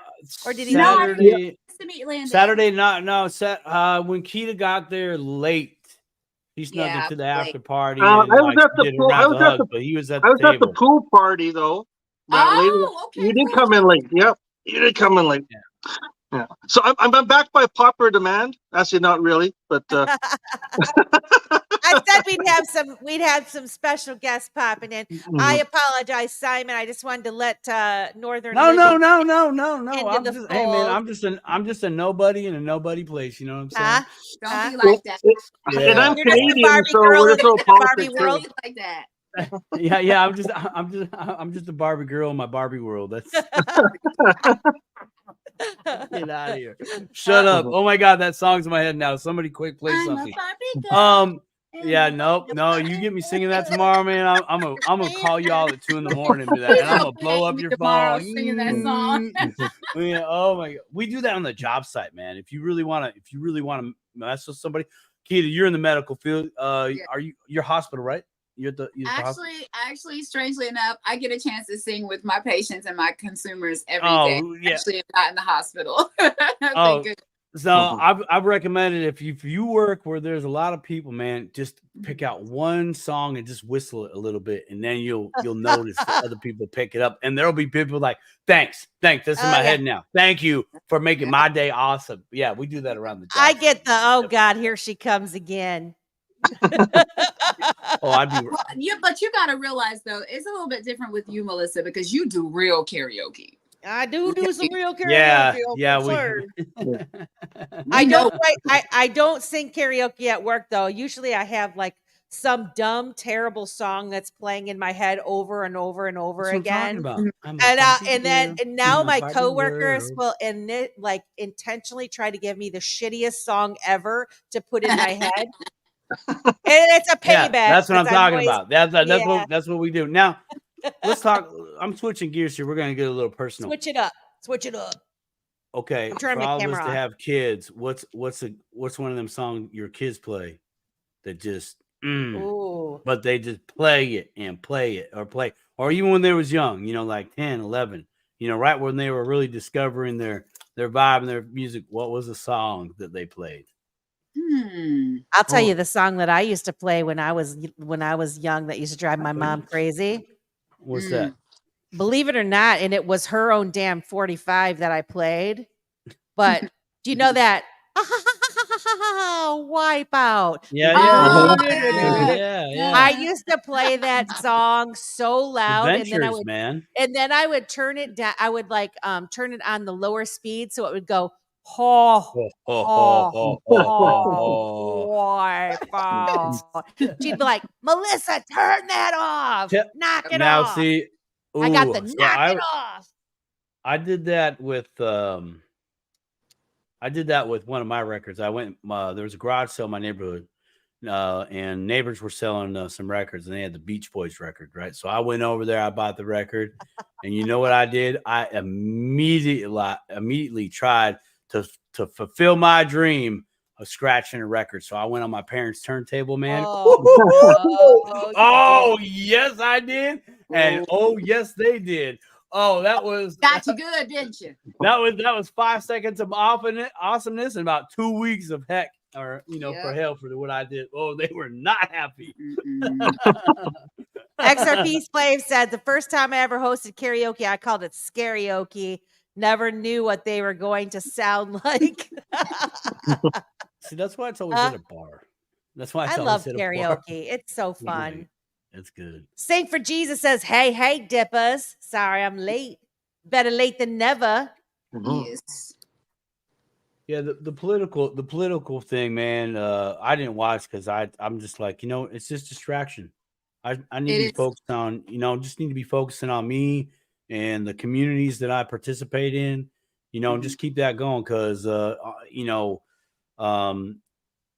it really doesn't matter. Well, in my opinion, for me, it doesn't matter who's in that seat. I still got work to do. I still got dreams to chase. I still got things I'm trying to build. There might be easier paths depending on who's in the seat, but either way, it's irrelevant. I'm still trying to build. You know, I'm still thinking about XRP Las Vegas 2025. Don't matter who's in the seat, man. I still got to get my ticket, get the room, gonna be there, show up. Did you see that the SEC appealed today? Did you see that? Wow, you knew it was going to happen. I didn't. I didn't think they were going to, but Greg Kelly says the appeal is a distraction to get XRP at lower prices so institutions can buy up. That's a good point. That's a good point, Greg. Yep. Yeah. Because absolutely. I mean, think about it. Are they gonna try to buy it when it is like $10,000, or they're gonna try and buy it when it's 30 cents, 40 cents? Low. How low can you? But that, listen, all that's doing for me is giving me some extra time. Can you go? Thank you, Gary. What do you think, Landon? Well, I thought it was interesting too that we had Bitwise come out, and they officially filed their ETF and also put their S1 in, so that was full.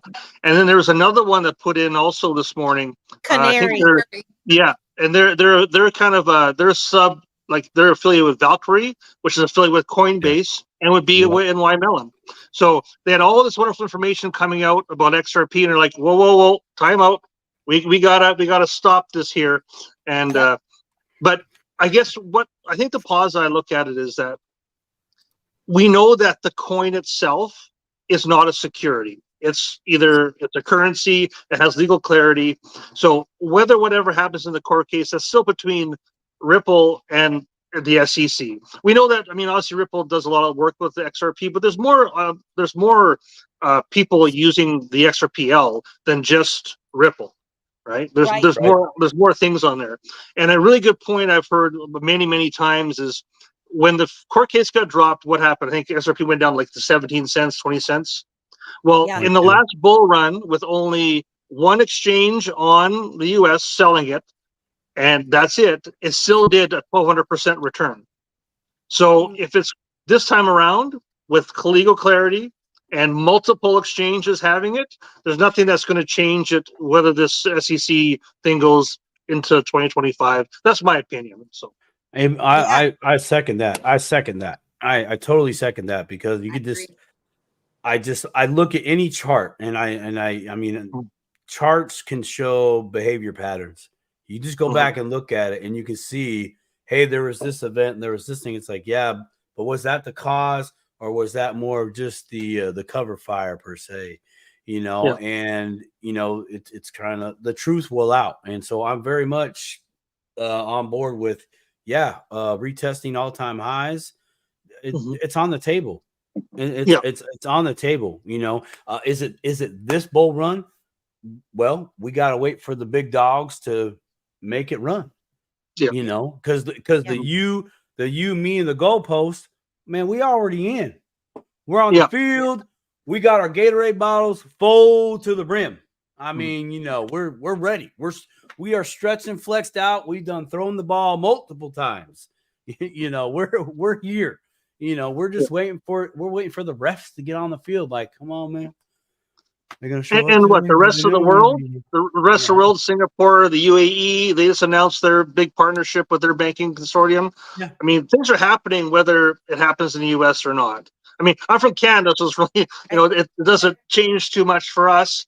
But you know, again, like when the case was going on, I could still buy it up here on all the exchanges, right? So even though Uphold was the only one.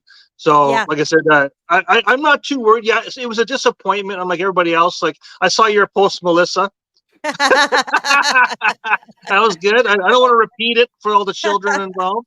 But you know, I was disappointed initially because I thought, like you, with what I saw with the in front of Congress, what they did with with all the participants there, and how they kind of shined them a little bit. I thought, well, you know, maybe they're gonna let this go, but unfortunately, they didn't. But hey, you know, I'm like everybody else. I may have got some of the dip.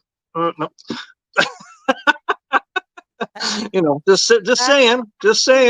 So I I mean, mean, it it wasn't does. at $1 It does. million, but No, but it does give us more of an opportunity. And we'll see. We don't really know. Like, people have speculated too that if depending on who gets elected, Gary Gensler getting fired and then the case getting dismissed. I mean, all kinds of different things can happen. I did see some timelines out there that's stretching it into 2026, which, that's disappointing to think about, especially when, folks have been waiting so patiently and dealing with this. But I mean, it's going to happen when it happens, and it's nothing to get overly stressed out about. And we can just look at it like it's another opportunity for us to buy it at low prices, because once it does rip, I believe you're right. And Landon, that when it's ready to go, it's going to go. I mean, it's going to go. and And I don't think it's going to go backwards. Yeah. And when we least expect it. Right. I really think it is going to be one of those things where, even though I'm mentally preparing myself, I don't think that I'm fully mentally prepared for it to happen. I mean, I want to touch on that because you're not okay. So I think I am, but I'm going to admit I'm not. Let's rewind to your salty crypto trade that you had way back in the day, right? So yeah. Oh well, okay, all right. I know I'm going to pour salt on an open wound. Big old wound up. And I do know it. I looked at the price today, and I'm still pissed. You're not the only one that's told me that they're pissed about the price on a coin today, and I get it. But were you, Melissa, when you got into crypto, okay, did you get in before 2020? Yes. I did. Yes. Yeah. Okay. Well, you know what? Not before legit. 2019. So basically 2019. Not for real though. For real, it was 2020. Yeah. Okay. So you got in, you got some in, but you weren't as aware to markets. Right. And I did not know right? what I was doing. So, exactly. Okay. So I'm bringing that up because you've never experienced the moonshot. No, you wake up, you look at your phone, you go back to sleep, you wake up again, you look at your phone, and you're like, oh my God, it's still going. And then you're like, dude, I can't sleep. I'm making coffee. Now you're up and you're walking. You're supposed to say, oh, I got to go to work. And you're still looking at your phone because it keeps on running and going. And then it drops. You're like, oh, is it over? Oh, no, we're still going. And it keeps on going up. Like that's definitely you're probably not ready for, but it is it's a wonderful feeling. It's a great experience. But before those fireworks start going off, make a decision. Are you going to sell some or not? Jay was talking about that. Jay was make a decision. You got to make a decision. You have to make that decision, because I'll tell you what, I have talked to seasoned individuals in this space that did not the last time, and I was screaming to them like, dude, lock some in. You're gonna feel like crap if you don't, and just the guilt, and that's gonna mess with your emotions, which makes you more bad decisions, etc. I'm like, if anything, lock a little bit in so you can say that you did, even if it's like just sell 2 coins, just a little bit. I sold 2 theta, done. Okay, you did it. You got to be at the party. You got to be at this. And you went through that, so make that decision. Are you going to sell or are you not? You don't have to sell everything. Just, it's just like taking a piece of cake at a wedding. You're like, yeah, I'll have a taste. I'm good. Well, take a coin inventory too. Okay. Take a coin token inventory. Yeah. How many of us have a bunch of, whoops, I don't know what happened. How many of us have coins and things that we forgot that we forgot that we had, and make a strategy for those. Some of them are more dear to us than others. And, what we were mentioning earlier and what Jay was saying and Keita was saying is that, when everyone has their different situation. What, depending on how old you are, how big of a bag you have, what the reasons why you invested in crypto to begin with. These are all these questions that you need to ask yourself, and you need to have a plan for it. But I am willing to admit to myself that I'm not fully prepared. I want to say that I'm mentally prepared, but I know that I'm going to be shocked. And so I just have to keep reminding myself that, I need to have a plan, and what is it, how much, I personally don't have like huge bags of things. And so, what the tokens and coins that I've focused on, I do believe are going to be a big part of the future of our financial system and DeFi and all of that. And so, I'm not, people are talking about like selling at $5 or whatever. I ain't selling at $5. No. If I had 100,000 or something where, I could sell, 5,000 for $5 or something, like maybe I would, but I don't have that. I don't have anywhere near that. And I'm not going to short sell myself. And then unless it can change my life in a real way, I'm not going to sell a bunch of anything, I'm just not going to. Uncle Buster is in here. What? I'm gonna. I love Uncle Buster.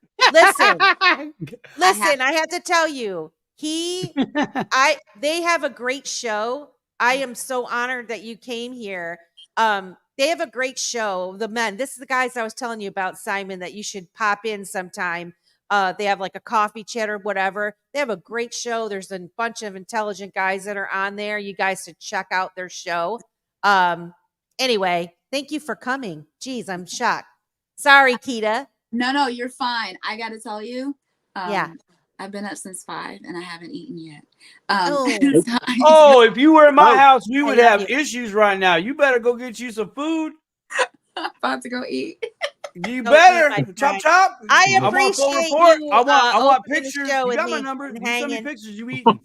I love you guys. You know that. We love you. We love you the most. We love you, Kita. I'll see you tomorrow night, Miss Melissa. Give a big hug. Definitely, if you guys are up and around, check me out on XApp. I'll be having Keeping It 100 with Kita and the crew. And we'll be talking about some of this stuff tomorrow night too. So y'all have a great night. I love y'all, and I'll check y'all on the next one. Love you, my friend. Thank you. Love you back. Bye.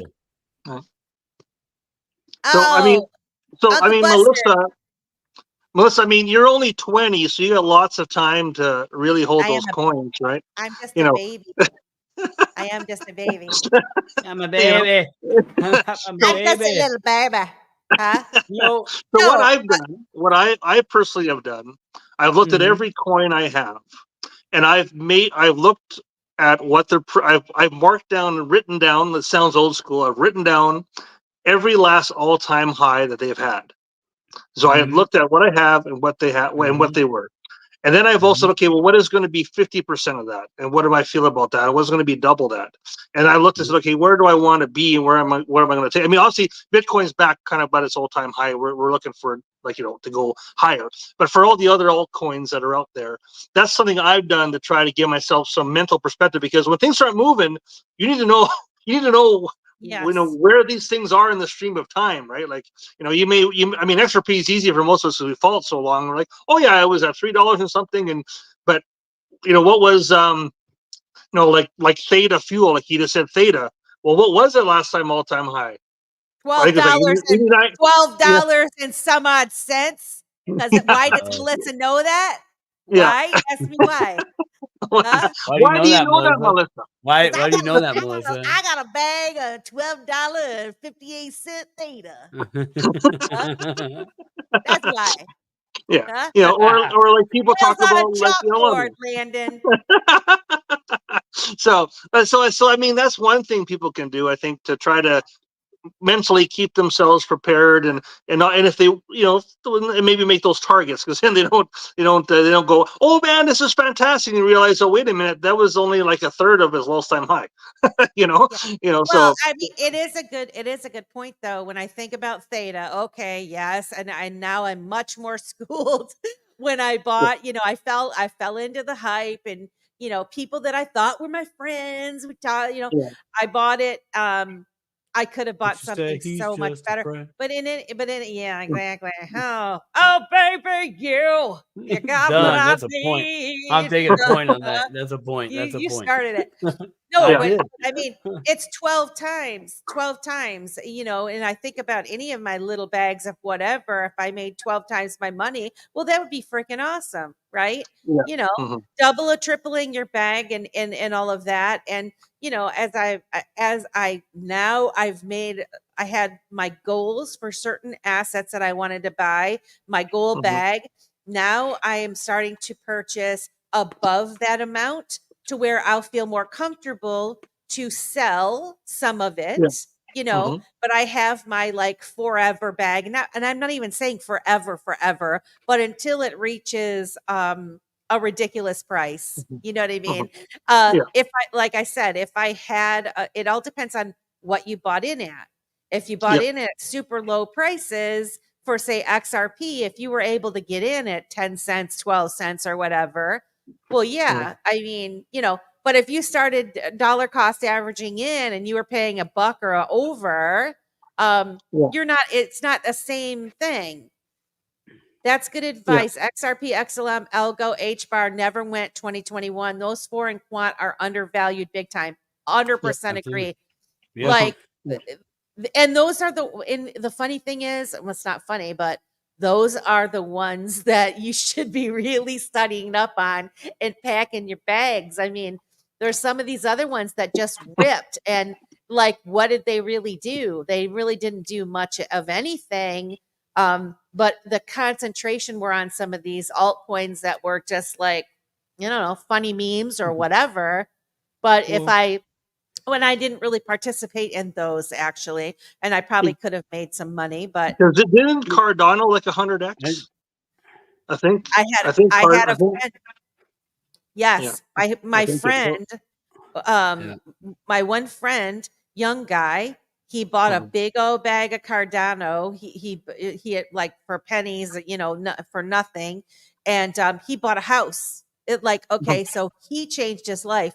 He was very disappointed, that it went down so much, because but at least he cashed out and he actually benefited by buying a house with his money. So in my eyes, he didn't really lose, because now obviously it went way back down.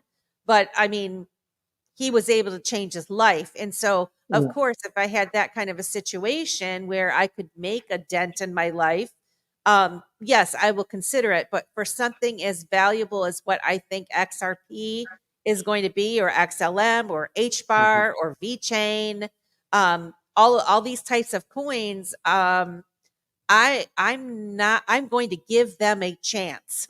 I'm not going to sell it too early. I just am not. I think it would be a mistake to sell it at $3. I mean, no, that's nothing. I'm willing to gamble and wait. She's a gambler, Mr. I'm a gambler. From January 2021 January 2020 to September 2021, HBAR did a 55x.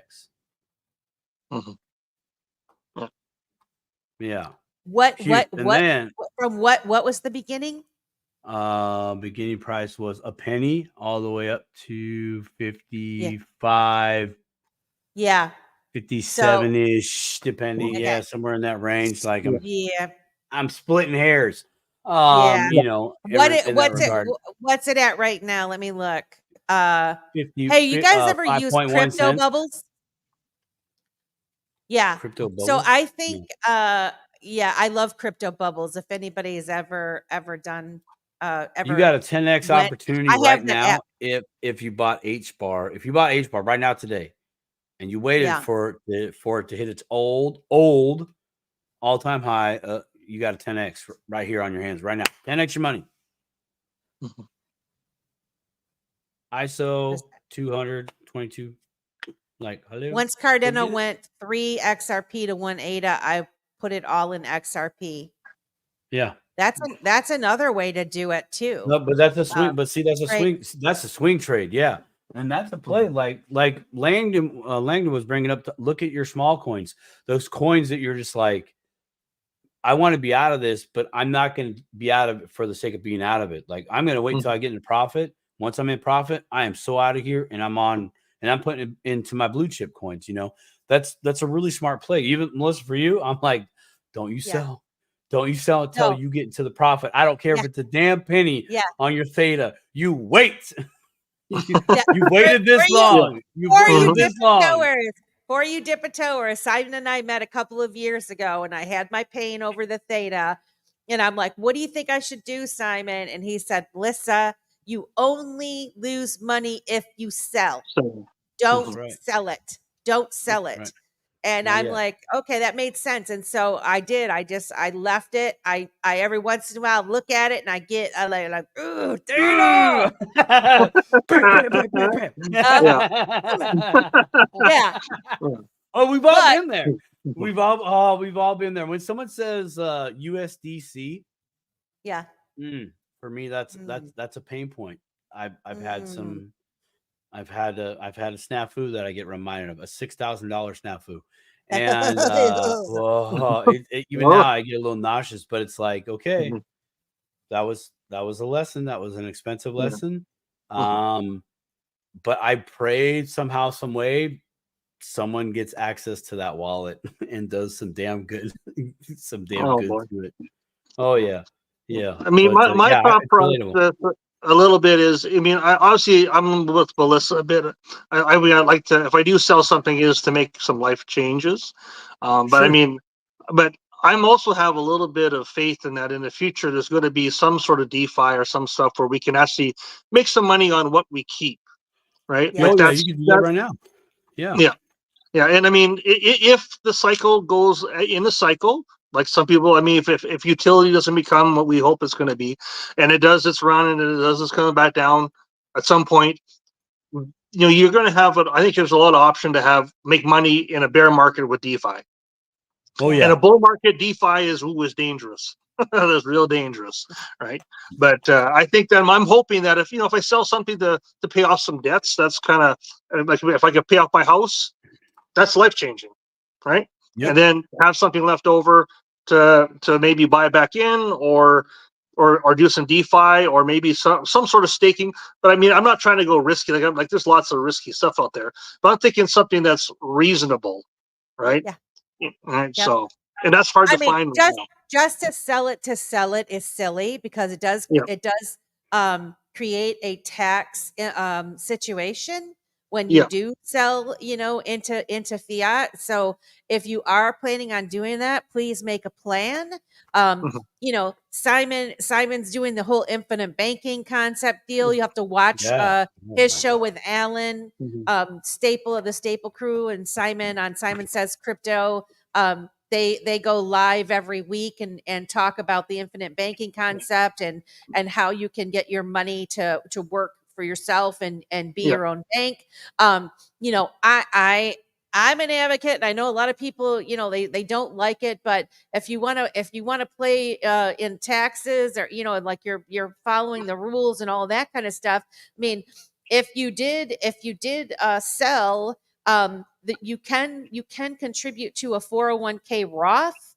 And there are those opportunities where you can grow your money tax free. And so say you wanted to take a couple grand or 20 grand or whatever the limit is for you to be able to put in that year into a Roth, maybe you do something like that with it. But for God's sakes, don't just take it out and owe taxes and not have a place for it to go. Don't make that kind of a mistake.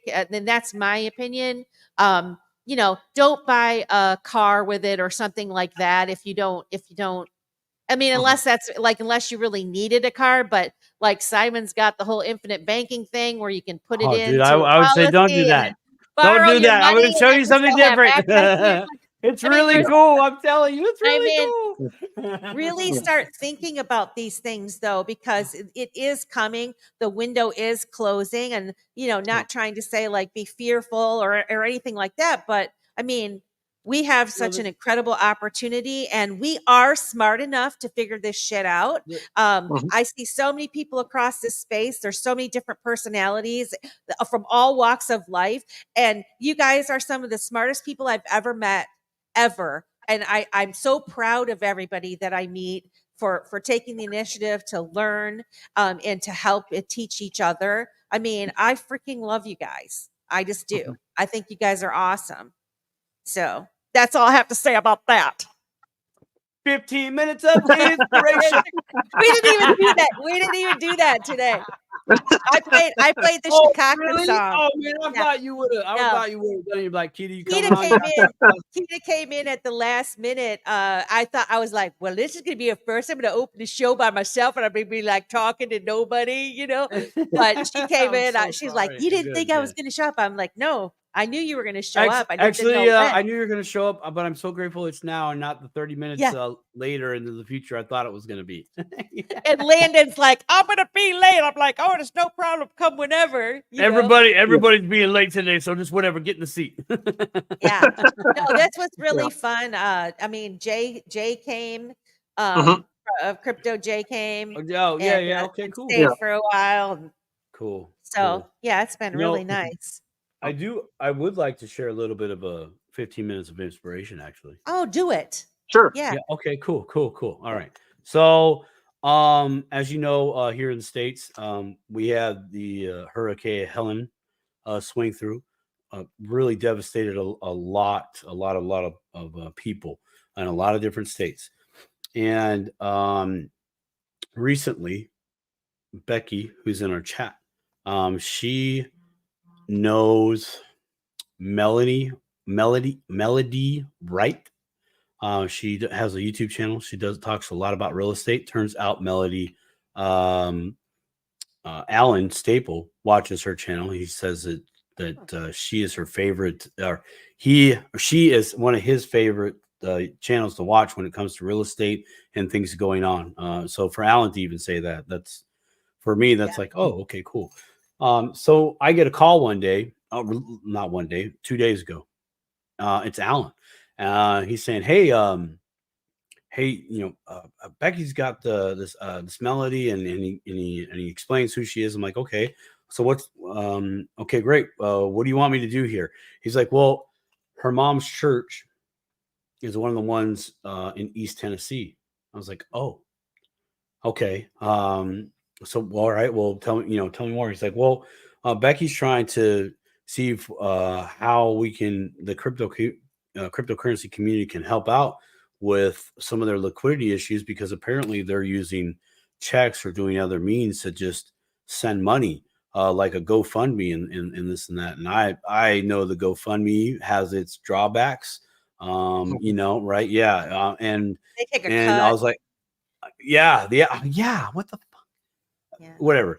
I'm just so anyway, so I reached out. He's like, can you just call Becky, because it sounds like we're trying to get something going here to where the crypto community can once again shine like a light in the dark and help out some people in at least in East Tennessee, and who knows where it's going to go on with that. So I reached out to Becky. I talked to Becky for a little bit.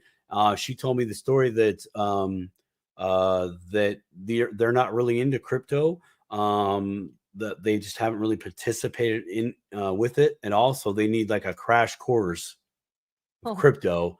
And so I was like, okay, I'll help. I know this is great though. I'm like, oh my gosh, couldn't have got a better I would rather have you be getting into crypto for a whole different set of reasons, but cool. I accept this challenge. So I talked to Melody. I've been on the phone with her 2 days, just going back and forth. So we got the church that they're signing up with Uphold right now. They have to go through a little bit of a lengthy process because they're an entity, right? Melissa, you told me about that, and they're hip to that. So in the meantime, Melody got her own account at Uphold to help just with transition. We wanted it at Uphold, an entity, versus an Exodus wallet or something like that. Just it just fail safe, right? And show transparency within the community, within the space, and there's a company, right? So, but it turns out after talking with Melody for a little while, or Melody, I'm messing up her name. Sorry, sweetheart. I love you. You're awesome. She really is, like, for everything that's going on, she's just not skipping a beat. She's never really been into crypto, but she's been into fintech. She's on a mission.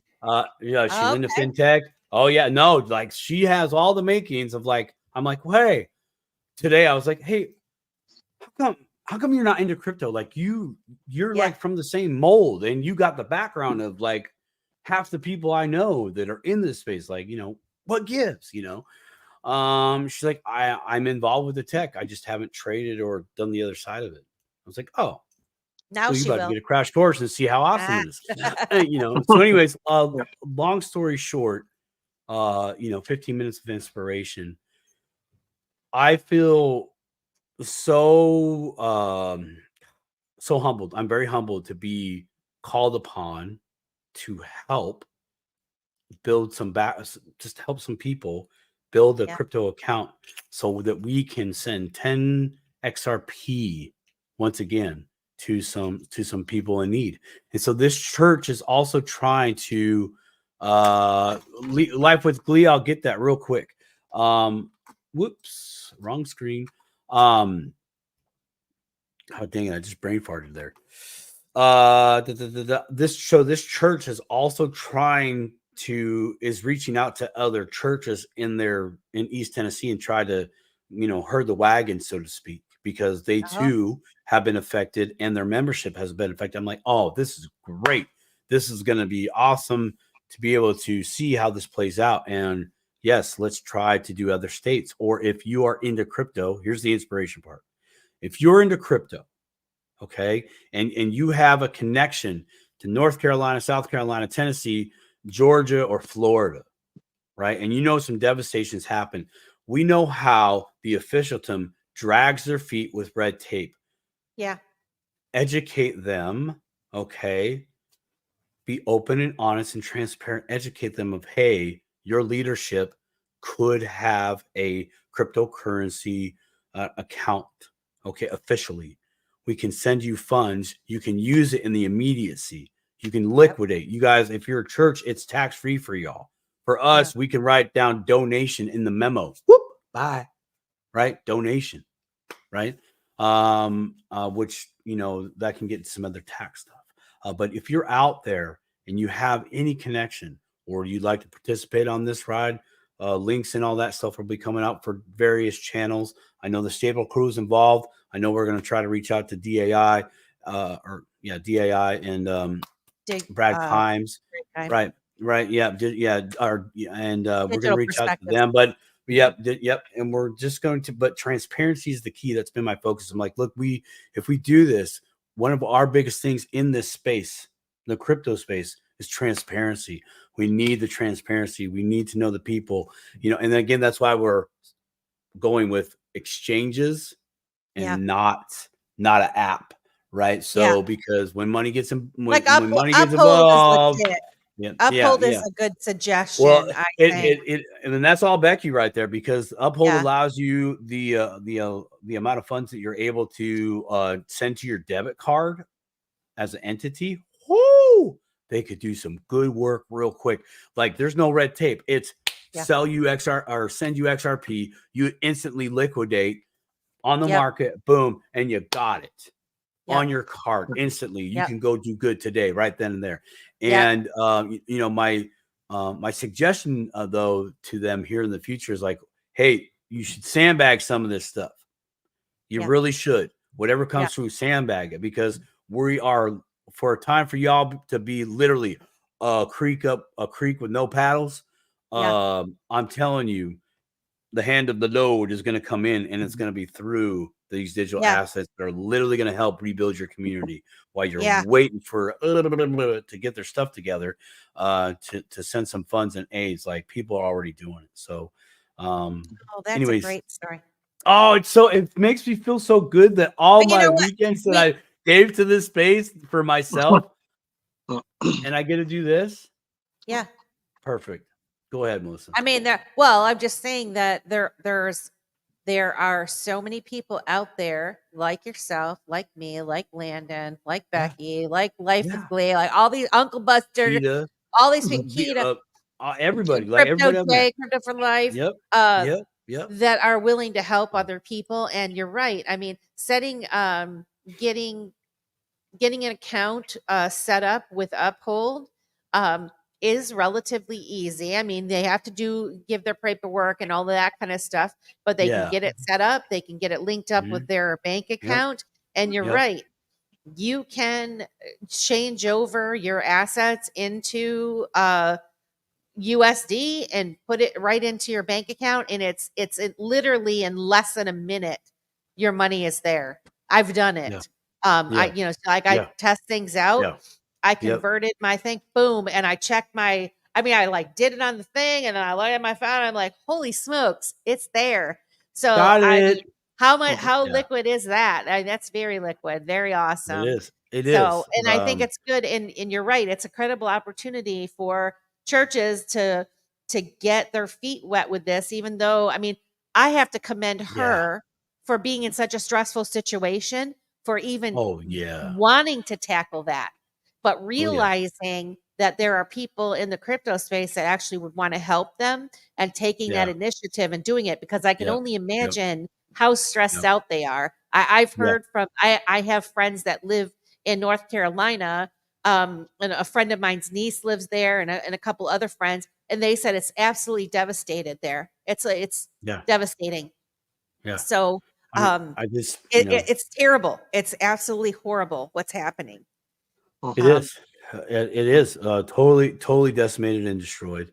And I see the opportunity that everybody else opportunity. And hats off to Becky for literally raising her voice digitally to Melody, because this isn't going to stop as far as us. There will be others. So, like, again, if you're in this space, you're watching this. Yes, we're going to be posting the wallet for a Melody, but we're going to bring her on a few channels so you can get the real boots on the ground, what's going on, who's in charge, etc. But aside from that, I want to inspire you. If you like, even Melissa, you have friends over in North Carolina, great. Reach out to their church. Reach out wherever even if they don't go, what's the local church? Can we reach out to them and say, hey, I know this is a weird question in a weird time, but hey, world's going cray cray. What do you know about cryptocurrency? Because I have some people that would more than likely love to help, at least a little bit. What I hope is I'm hoping that a lot of these churches actually have their paperwork still. Well, that was the other problem, right? So I thought about that, of going, okay, how are we going to give us the community? How am I going to try to help keep the transparency for the community? Because I literally in this moment am representing the community, right? So what do I know my people at minimum on Dipito would need to see? What do they need to see to go, yes, I see that. Thank you, Simon. Now let me do my part, my research, because that's what I do, and figure this out. I was like, okay, I need to know first point of contact. Of course, there's Melody, but who's the leadership, right? I need the leadership's, names. I need the church location, hurricane. Oh man. Wow. Oh wow. I am dude. so sorry to hear that. Wow. Oh, Life with Glee. For those of you that are just listening, Life with Glee posted in the chat, Hurricane Irma sank my boat, Glee. I came away with a backpack and a new life. A new life. Well, amen. I'm glad that you were protected and that you have a new life and that you named it Life with Glee. Now we know. Now we know why. Now we know. See, look at that breaking news right here, right now. The code of our handles. The true story of your handle. No, that's great. That's a horrible tragedy, but you did get a new life. So yes, that's my 15 minutes of inspiration. I want to inspire you to do what Becky did. Reach out. If you know somebody in those affected states, reach out, get a dialogue going, because they're going to need help. They really are. You know, not everybody's going to make it to the United States government tent. No, you know what I mean? Like they have no paperwork. They might have one cell phone, and in our space, that's all we need. Starlink is allegedly on the way to a few locations. I don't remember where, but there's the internet.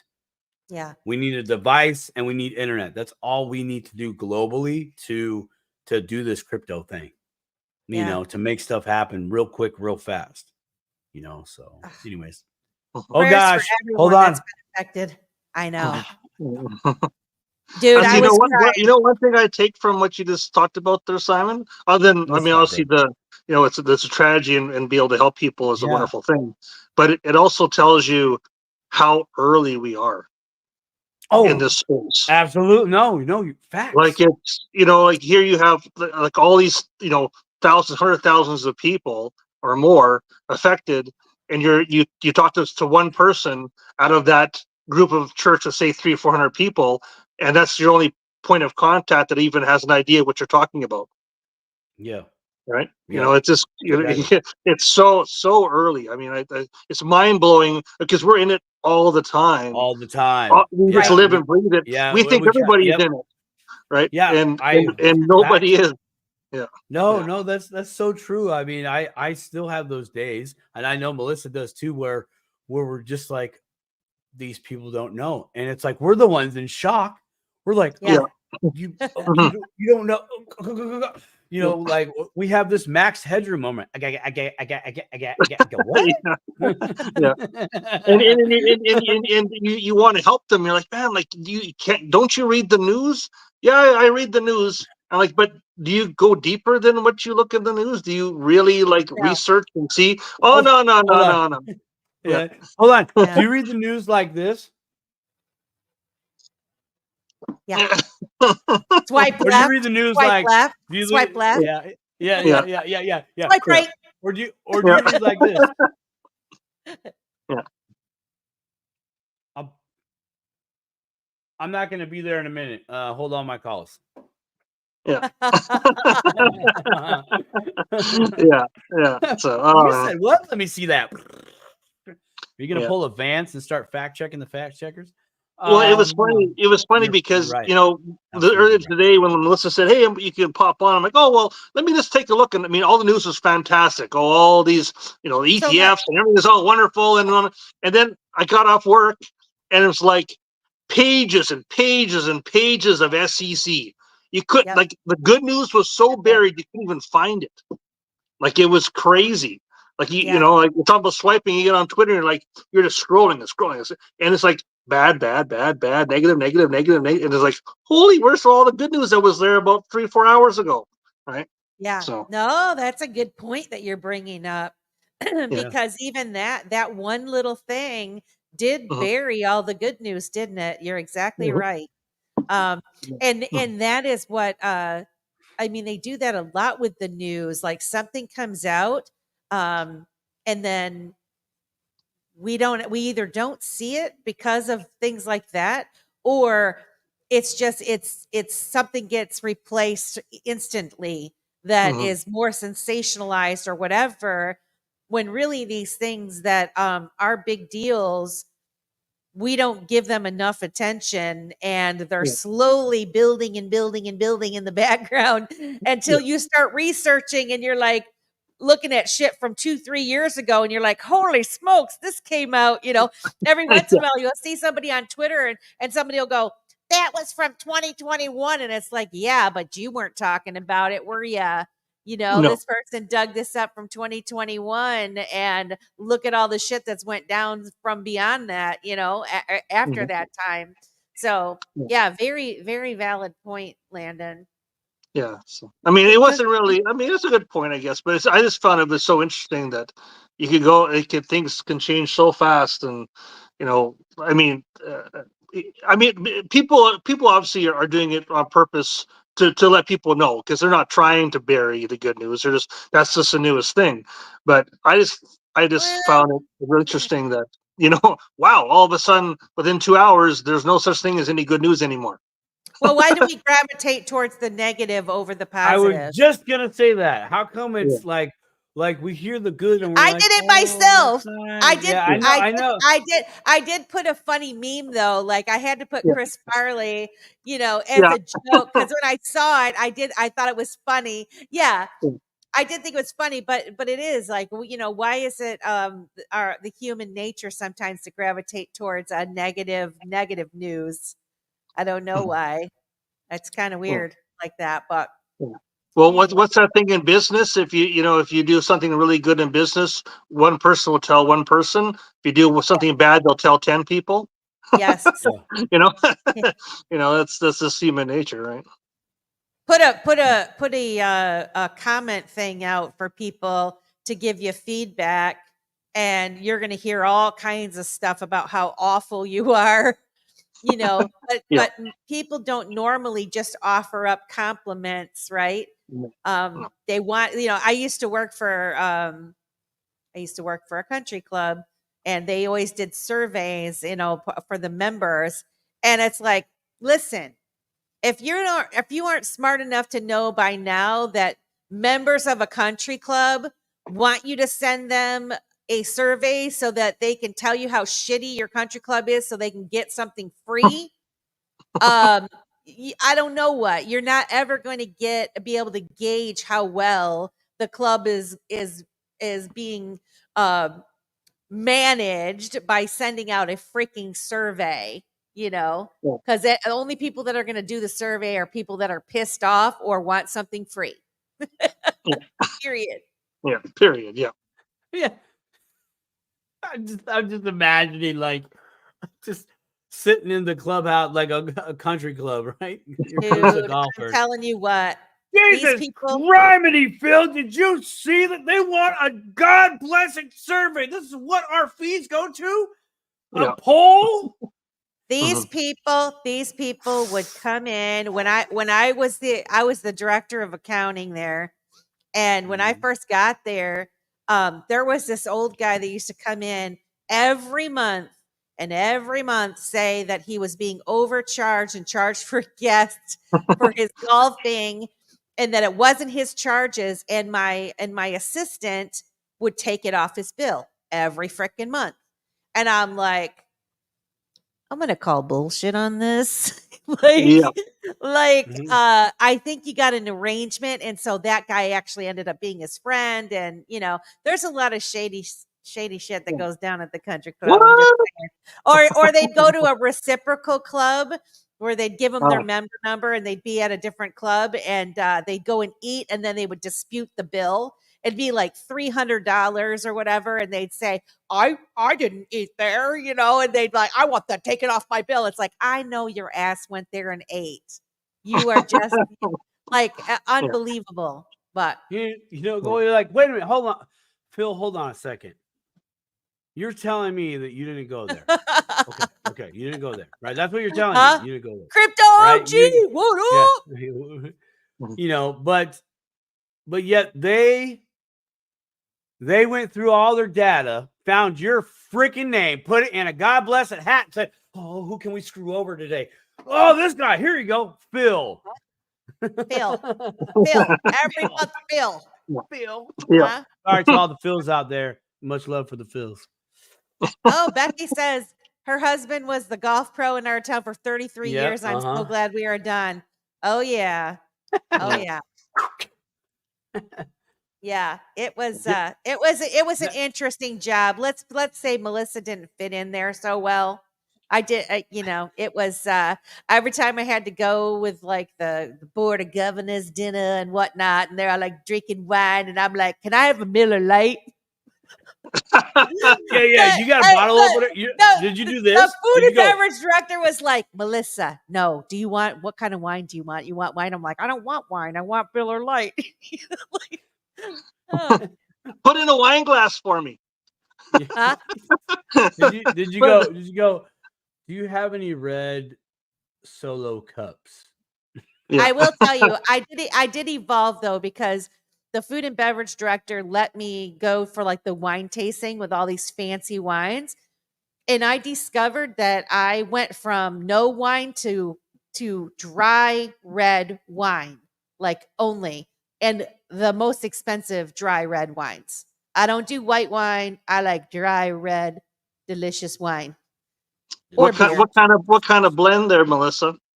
I What don't is know it? the most expensive one that he had me taste, but I actually do. I actually do like Is it Melbach? Is that what they Melback, say? yeah.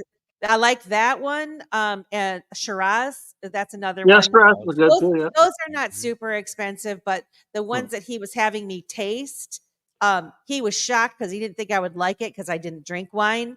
And he was trying to get me to drink white wines, and I was like, I Yeah. hate those. Those taste terrible. I drank the driest, red, most expensive wine, and I was like, I want that one.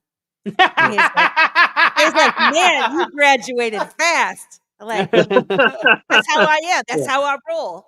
Yeah, a good I used Pinot is good as well. So Yeah, Ugh, yeah. When I was not for me. bartending, I graduated to wine because I was like, I've had everything in the bar. I've had all the beers. I've had all Yeah. the shots. I've had all the whiskeys. I've had all the rums. Like I was like, I want something different. And I saw another server bought a bottle of wine from the bar, and I was like, you know what? I gotta quit being such a sissy. It's time to get my wine on for a little bit. So I went on a wine binge for a little while, and there was some stuff that was some cheap stuff. I don't know Yeah. what it was, but it just Mm. it'd have like this, I don't know, kind of bitterness, but then it was like smooth and sweet, Something about it. and I was like, oh, I can see why the ladies be going. Better Mm. glass. some of Some your best wines, like some of your best wines that are expensive, aren't always the best for just drinking. They're good with a No, meal. yeah, When you need a exactly. meal to really Yeah. bring out the flavor of it. If it's just for drinking, it doesn't. You're like, it's just a wine. No. Yeah. Yeah. I mean, that's what I liked about wine, bourbons, whiskeys. Mhm. Like when you really, it really comes down to the flavor, and some of the process that they go through to achieve that flavor. And then after 3 or 4 of them, you're like, let's have some more. Just give me the bottle. Some of that whiskey, I drank really expensive whiskey, and I'd like took one sip of it, and my body was like, mm-mm, mm-mm. No. Was I it felt the burn going down, and all of a Oh, sudden I felt like a wave, like my face got all hot, and I was like, oh hell no, am I drinking this? No way, not doing it. Can't do it. I drink vodka. I'll drink vodka, but I can't do the whiskey. But I mean, I want to taste the fancy whiskeys or try some of those drinks, but no. yeah. I And, see. and In November, I'm going on a whiskey tasting, that'll be event. fun. Yeah, so okay. it's going to take me 10 hours to get there, but my buddy, maybe if you ever heard of Banff National Park, maybe in Canada. So it's a pretty famous place. So just off of there's a little place called Canmore, and they're having this big fancy Scotch tasting thing there for the weekend. So I got wrangled into going to that. So it should be fun, but we'll see what happens. I may not be able to send any pictures. So XRP remembers crushing grapes with the bare feet to make the wine. Lucille there you Ball go. did that too. Yeah.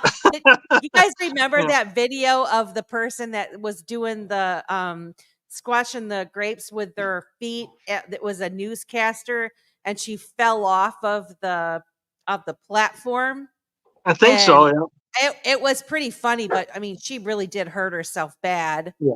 But people would play it over and over again because of the way she sounded when she fell. But yeah, that was I do remember the Lucille Ball smashing the grapes with her feet. I've never done it. I'd like to try it. Ow, oh. Yes, that's called toe jam. That's the one, Kurtoji. I felt guilty for laughing about it but it was really funny. And then I think they even made a song about it. Huh? Is that in Alberta? Northern Living? Yeah, it's in Alberta, yeah. It's in the Berta. Yeah.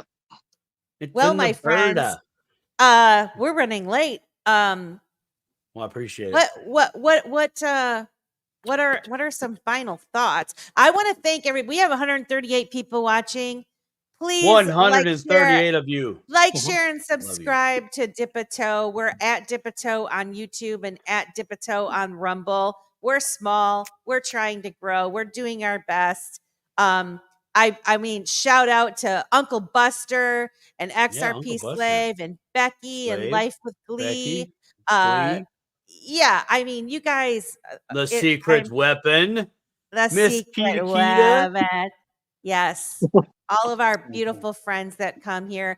And definitely Simon and Landon, check out Uncle Buster's show. When I'll send you the link to his channel. Okay. And they had like a, I don't know if it was like coffee chat or whatever, but I've been listening to it. It's very entertaining. And every once in a while they throw the link out there and just like random guys come, come on the show and talk. And I think you guys would fit in with these fellas. Go dig it. Cool. Yeah. Oh yeah. He says we close. Good show. We close. Yeah, you are. It is a really good show. I love it. So I'll say a couple final words before we're done. Yeah. Okay. So I'm going to use the word. There are no coincidences. Huh? So Amen. you look at the last week we've had all the major news. You got the missile attack. Then you have good news. Then you have bad news. And then it's all about So remember that there are no coincidences, people. So just keep your head on a swivel. Don't get shaken out. Know what, continue to research what you have. Keep the, I guess it's a form of faith in some ways, I guess. So, keep the faith, as it were. And don't get shaken out. Don't let them get distracted. We're in good times are coming. Don't let this minor setbacks, so-called setbacks, get you down. Right. So that'd be my final thoughts. We're so close. We made it this far. Amen. I appreciate you. That's great. What about you, Simon? Oh, man, you want me to follow that up? Holy crap. I know, right? I'm gonna piggyback on that a little bit. Stick to your plan. Keep your faith. Just stick to your plan. To the people out there that are wondering when our parabolic move is going to happen, it's on the way. We have recent history that showed that we did break a pattern, and it's on the positive side. And of course, we're down, but that gets into this. But today's price can't take away the thing that happened. That's a blip on the radar, and it's a very positive blip. And so, price ain't Bo Diddley. Price ain't Bo Diddley. It really is not. That's my final thoughts. Price does not equal value. Yeah.